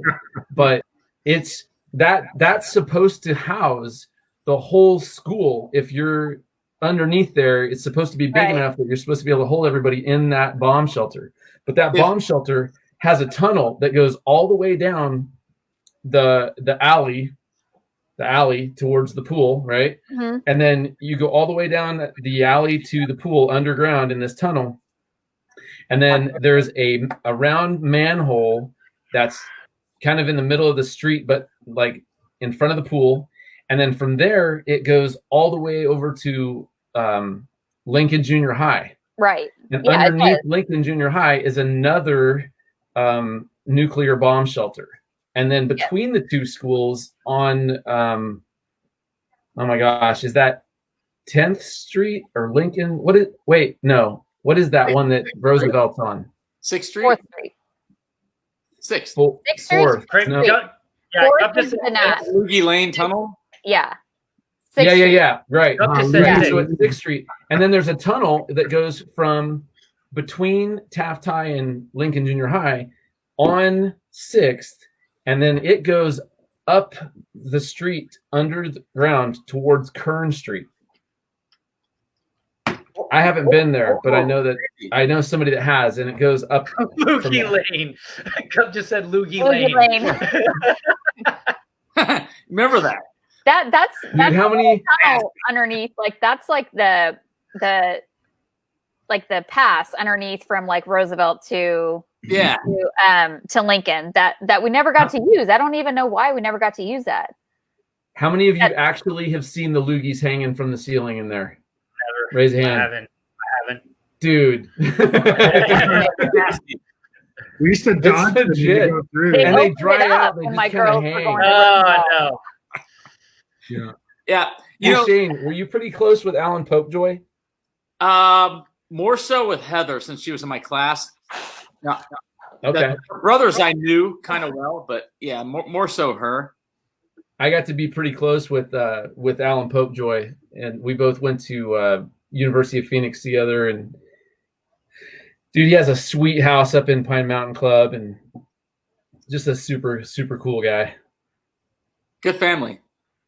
Yeah, Heather's cool. I went to school with her too. Like UOP, not just Taft High. Oh yeah. She was actually wasn't Heather was with Mike Mallory for a while, wasn't she? Yeah. Rest his soul. Yeah, that's for as far as I know, because we stayed in contact over the years because we were pretty tight, and then I knew that she had been involved with him for a while, and then the tragedy and all, and but I don't know her brothers as well as her oldest brother. I think is it Eric? But Alan, I knew Alan pretty well. Like he would pop in from time to time in different social circles. But yeah, she was more who I kept in contact with. So how many people here jumped on David's trampoline? He had a big trampoline in his backyard. You guys didn't know that? No. David was a diver. Trampoline? Yes, David drove with me, yes. And I remember doing this all the time. This was our thing. Yeah, that was our thing. What is that about? Because no, we never flipped each other off like this. It was always like this. The big, long, there's none of this. It was The non-pretty. The non-pretty. Yeah. Yeah. It was no style to it. It wasn't the heavy metal Motley Crue bird. Yeah. Right. I know. Thanks, Gup. It is long, isn't it? I'm sure you've seen that middle finger quite a few times, haven't you, Gup? We had a few people over. Mike Barnhart and some of those guys came over, and we'd do these double bounce, and then I think we got my brother up about almost 15 feet in the air. Like, Jared? Yeah. And we were just so glad and thankful that he landed back on the trampoline because he was so high up in the air. Like, it was a bit scary, actually. Oh my gosh. He was a good diver. Yeah, he was. He was very good. Yeah. I sucked, but I had a lot of fun doing it. So it was so much fun. It was. Yeah. Hey, do you remember when Ryan Miller did the thank you, Skatey, that thing where he was like on the edge of the diving board and he was facing his back was to the pool, his toes were towards the gym, and he was on the 1 meter board, and he was like, he's all boing, boing, and he jumped like 2-3 times, and then on this final jump, he did a flip, and then he came back down, and he still landed on the board. Mm-hmm. And I was like, dude, you are nuts. And he did this flip, he landed back on the board, and then he did this other like double, triple backflip thing, and then he went in the water. Yeah. I've never seen anything like that ever. Like not even since then. And I've always thought you're I haven't seen anything since then either. He was a damn good diver. Apparently, he was, since he was a small kid from the state of Maine. Ryan was one of my close buddies we hung out with a lot, but he was quite the diver. Like he was like All Valley or something like that. Yeah, he was good. Oh yeah, he was awesome. He ended up becoming a Navy SEAL, and then when he was finished with that, he ended up becoming a Bakersfield City police officer. And it's funny, I was out skating around my house one time, and he saw me, called me out, and like we chatted for a little bit. It was just weird that he was a cop, and he was in my neighborhood, and my dad was a cop in Bakersfield too at the time. So it was just like, man. Yeah, funny story. We've kept in contact. We were pretty tight in high school. Through his years as a SEAL, a lot of things are clandestine, but he started to get out, and they called him back to be an instructor for training. So he was an instructor for a couple of years. Then he got out and wanted to go back to civilian life because he drew weary of the military life. He's ready to go back to other life. his father had an insurance business. He started to do that. Probably lasted a couple months. Then he got into, like you said, Bakersfield PD. Of course, being a SEAL, you know, the thrill level is a whole different world. So he's like, well, he thought he'd join up with the SWAT team, and that was like. So he texted me in so many words, a big joke. It was just wasn't quite what he expected. And then he got out of that, and now he does security. He's like a private contractor security. Wow. Yep, for cruise ships. Solo for cruise ships, which of course they're shut down now. So he's enjoying some home family time. So yeah, he as you may have seen if you're friends with him, he would post beautiful shots of different ports. Yes. Knock at in these countries all over. It's just, man, this is I'm sure a lot of idle time, but he had a lot of good, beautiful shots of countries he went to. Yeah, I was actually able to Ryan Miller. Okay. I was actually able to see him when I was coaching, and I think he was home for a weekend, and then he came out because his son swims, and so I saw him and Misty out at Garces. One time, yeah. Did Ryan have a big trampoline in his backyard too? No. For training? Stacy Likens did. Oh, okay. And also our coach Bill had one, like right at actually the corner of Harding and Philippine, like the 600 and 700 block. So he had one there too. Yeah. Yeah. I remember my brother and Jason Kerner used to go over there all the time. Yep, Jason Kerner. Yes, I remember Jason. Yeah. Yep. Do you have him on? Hey, do you remember when Woody jumped in the water to save Jason? Yes. What's that? That was scary. So we were having a competition to see who could swim the farthest underwater without taking a breath. Oh. And at a swim practice. And so I went, Hoff went, and of course Jason Kerner wasn't going to be outdone, you know. So it was between, I don't know why or how, but like Woody it was either before or after practice, whatever. But so Jason's all going, and see Hoff and I, what I guess Jason didn't know is that Hoff and I were having competitions like a while. And so like we would swim all the way down and come all the way back and do 50 yards. And we were acting like, ooh, that's a big deal or whatever. And so Jason's like, I'll go. Well, he goes like down, and then like halfway back, he loses his air. And he was just, you know, he was all buff and, you know, he was all muscle, but like no cardio apparently. So when he came back, he got about halfway back from the pool, and he started to come up. And as he was coming up to get air, it like just wasn't soon enough, and he just went back down. Yes. And it's like he passed out. And Woody saw it. I didn't even realize what was going on, but Woody saw it. Woody jumps in, pulls him out of the water, like slaps him out around a little bit. Yeah. He was okay, but that no, I don't want out. that bit. It's too much. Scary though, yeah. Yeah, I remember seeing that, and I saw him. I was like, he's stopping. He stopped. He stopped. He's going back down. Done. Yeah, and so Woody jumps in, but like one thing you learned as a swimmer, and I actually taught my girls, was that there's like different places in your body where you can breathe air, and so it's like you can breathe air up here in your lungs, but then you can actually pull that air into like your stomach. And then when you need another breath, you can actually take another breath from your stomach back into your lungs. Wow. And so, yeah. Wow. So, yes, you don't know that? No. Yes, because like when you're doing pull downs, like for breaststroke, and it's just like you breathe in deep, and then you pull it down to your stomach, and then you actually breathe it back up into your lungs, and it gives you just like a longer span underneath the water. Oh, that's nuts. So you're somehow breathing your own burp. You're not your own burp. You just take a breath. It totally is. Into your lungs. Then you pull it down into your stomach. And then you can actually take that breath back into your lungs. That sounds like it takes a lot of talent. Just I've been swimming since I was 4 years old. Yeah, me too, but I never did that. Yes.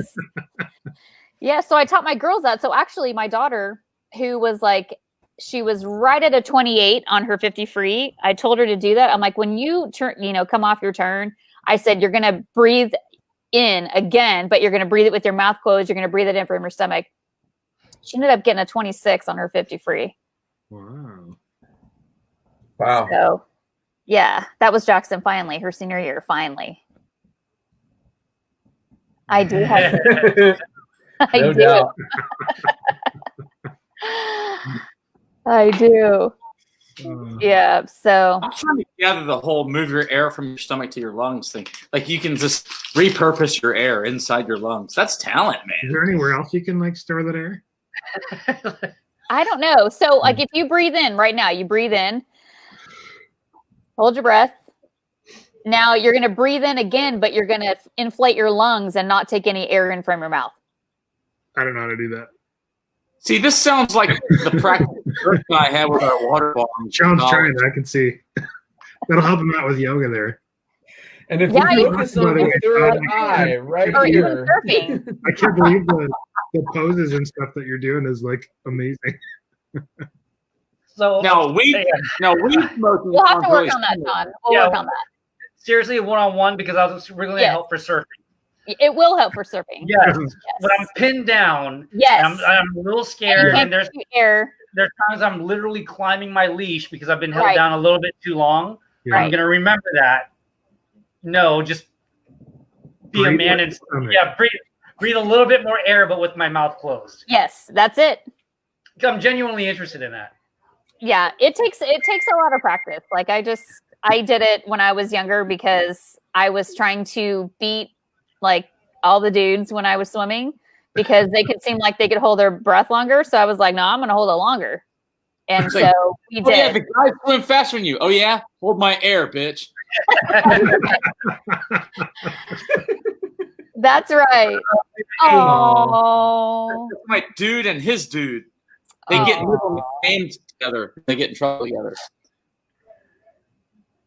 yeah. Because I can definitely hold my own with the dudes when we were holding our breath and, you know, going down and back and down and back. So, and that's how I did it. Yeah. So these are my two sons. I don't know if you can see this. The one on the right looks like you. Yeah. They both look like you, but the one on the right really looks like you. Little mini me. I like the packs. They're like prepared and ready to go. Well, those are binoculars packs. We just got those, and you're like going so hardcore. I'm getting them into deer hunting. And one of the things that you do is you have to glass the field in order to see where the movement is at. If you don't want to disturb the deer, deer are super, really like cagey, and you can't. Like they can smell you and you're done. So if you have binoculars, you can see them from, you know, several hundred yards away, then you have a better chance at, you know, being able to know where they're going to be next and all this stuff. So I was kind of going out with them, and there's a hiking trail and this, you know, big cliff, and just kind of showing them how to use their binoculars and stuff like that. It was pretty cool. Awesome. Have you watched a show called Meat Eater? Dude, you're the second person this week that told me I need to start like watching that show. Like, because I bought a side of beef. Like, I have a whole entire half of a cow that's coming because of all this meat. I don't know if you guys know about this meat shortage, but I freaked out and I tried to buy a freezer, and I couldn't buy a freezer because nobody was selling freezers in the whole state of Ohio. And I happened to find like one guy who would sell me a freezer. So I have a freezer now. And I had to try and find a side of meat. So I got like this half a cow coming. I got another guy who just called me yesterday. He's going to sell me a pig. And so I'm going to have a whole pig. That's going to be like it's going to be like 250 pounds of that going into my freezer. And I'm going to have another 500 pounds of cow.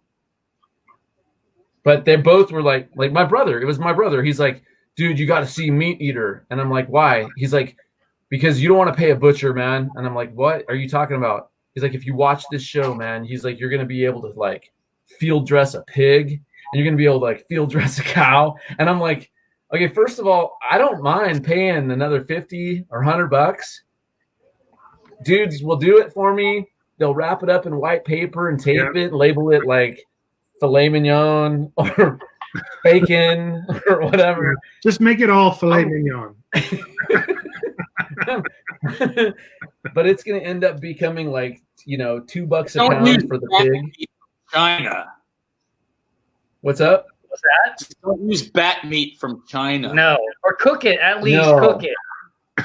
No, that gives me the sniffles, and I get like sneezes and stuff. With that Wuhan trip was really nasty for me. Yeah, even Brandon is saying you got to watch Meat Eater. Yeah. On what? On what? On the live comments, Brandon was saying, Murph, you got to watch Meat Eater. Yeah, it's on. Oh crap! I gotta review these messages now. See what I'm missing here. Okay, I got you. So Brandon says he's in. Murph. Tara. Oh, cool. Tara's here. That's cool. And then Cassie Keys. Can't get anyone else in here. No, you got to scroll all the way to the bottom. So Brandon's telling me to watch Meat Eater. Yeah, all the way at the bottom. Cooking. Yeah, there we go. Oh yeah. Yeah, my brother was telling me about it. Thank you, Brandon. I'll check that out. Yeah, Cassie Keys was saying that old cemetery's up on 25 Hill. Yeah. Okay. And Tara too. How's it going, Tara? Did you guys participate in that wide game that we did from 25 Hill down to the softball field? What is it? It was like a wide game. It was like a capture the flag sort of thing. No. What year? Gosh, Capture the flag. We went from meat to capture the meat. Yeah, I don't know how 25 Hill I think was the thing that triggered me on that. Yeah, it was like I think it was our junior year, 92's junior year, so 91, and I think the seniors were like, it was like them against it was like seniors against juniors or something, and then we had to get from 25 Hill out to the softball field. Oh, yes. I remember. I was riding with Jeremy. Yes, I remember that. Yeah. I had so much dirt in my socks. Yeah. I had like thorns in my clothes and digging like out through the oil like. So you did that too? I did it, yeah, for sure. Yeah, it was awesome. I fell too many times. By the time we got to town, the other team gave up. It was like, you know what? Hey, how many of you guys have climbed an oil derrick all the way to the top? No, I got a great story. Oh my gosh. All right, is that a no for you, Shawn? Team. No. Shawn and Nathan. So Ryan Miller, you know the class diver he was. He had great balance. Like you saw him do the stuff with his toe balance on the edge of the diving board, right? Mm-hmm. So we would go to field parties, and Ryan, of course, was quite the socialite and could drink. And here he was. He would hold a beer in his hand or whatever he was in midstream with. We would go out to wherever there was a moving, active oil well. We would climb to the head of it, turn around, and face you guys as you're sitting on it rodeo style, because to be safe, whoever climbed them would just sit on the middle like a horse, right? I know it's dangerous. Who does that? Yeah, especially if you fall into the gears. Trapped kids. That's who did it. Dumb. And so Ryan would stand the hell up, just sitting there, and you'd see Ryan. I'll try to do my best thing. He's got his hand in his pocket and his beer here, and so he's on the head of the oil well. So, guys, what's up? Standing or sitting? Are we hitting the golf course? And I'm like, I was just totally wowed by it. We're like, you're standing. He's in flip flops on the edge of an oil well. It was pretty impressive. He was standing on it. Yes, he would stand on it. I don't know if he was showing off or just because he was super bored too, because he was a thrill seeker. Oh, he was definitely showing off.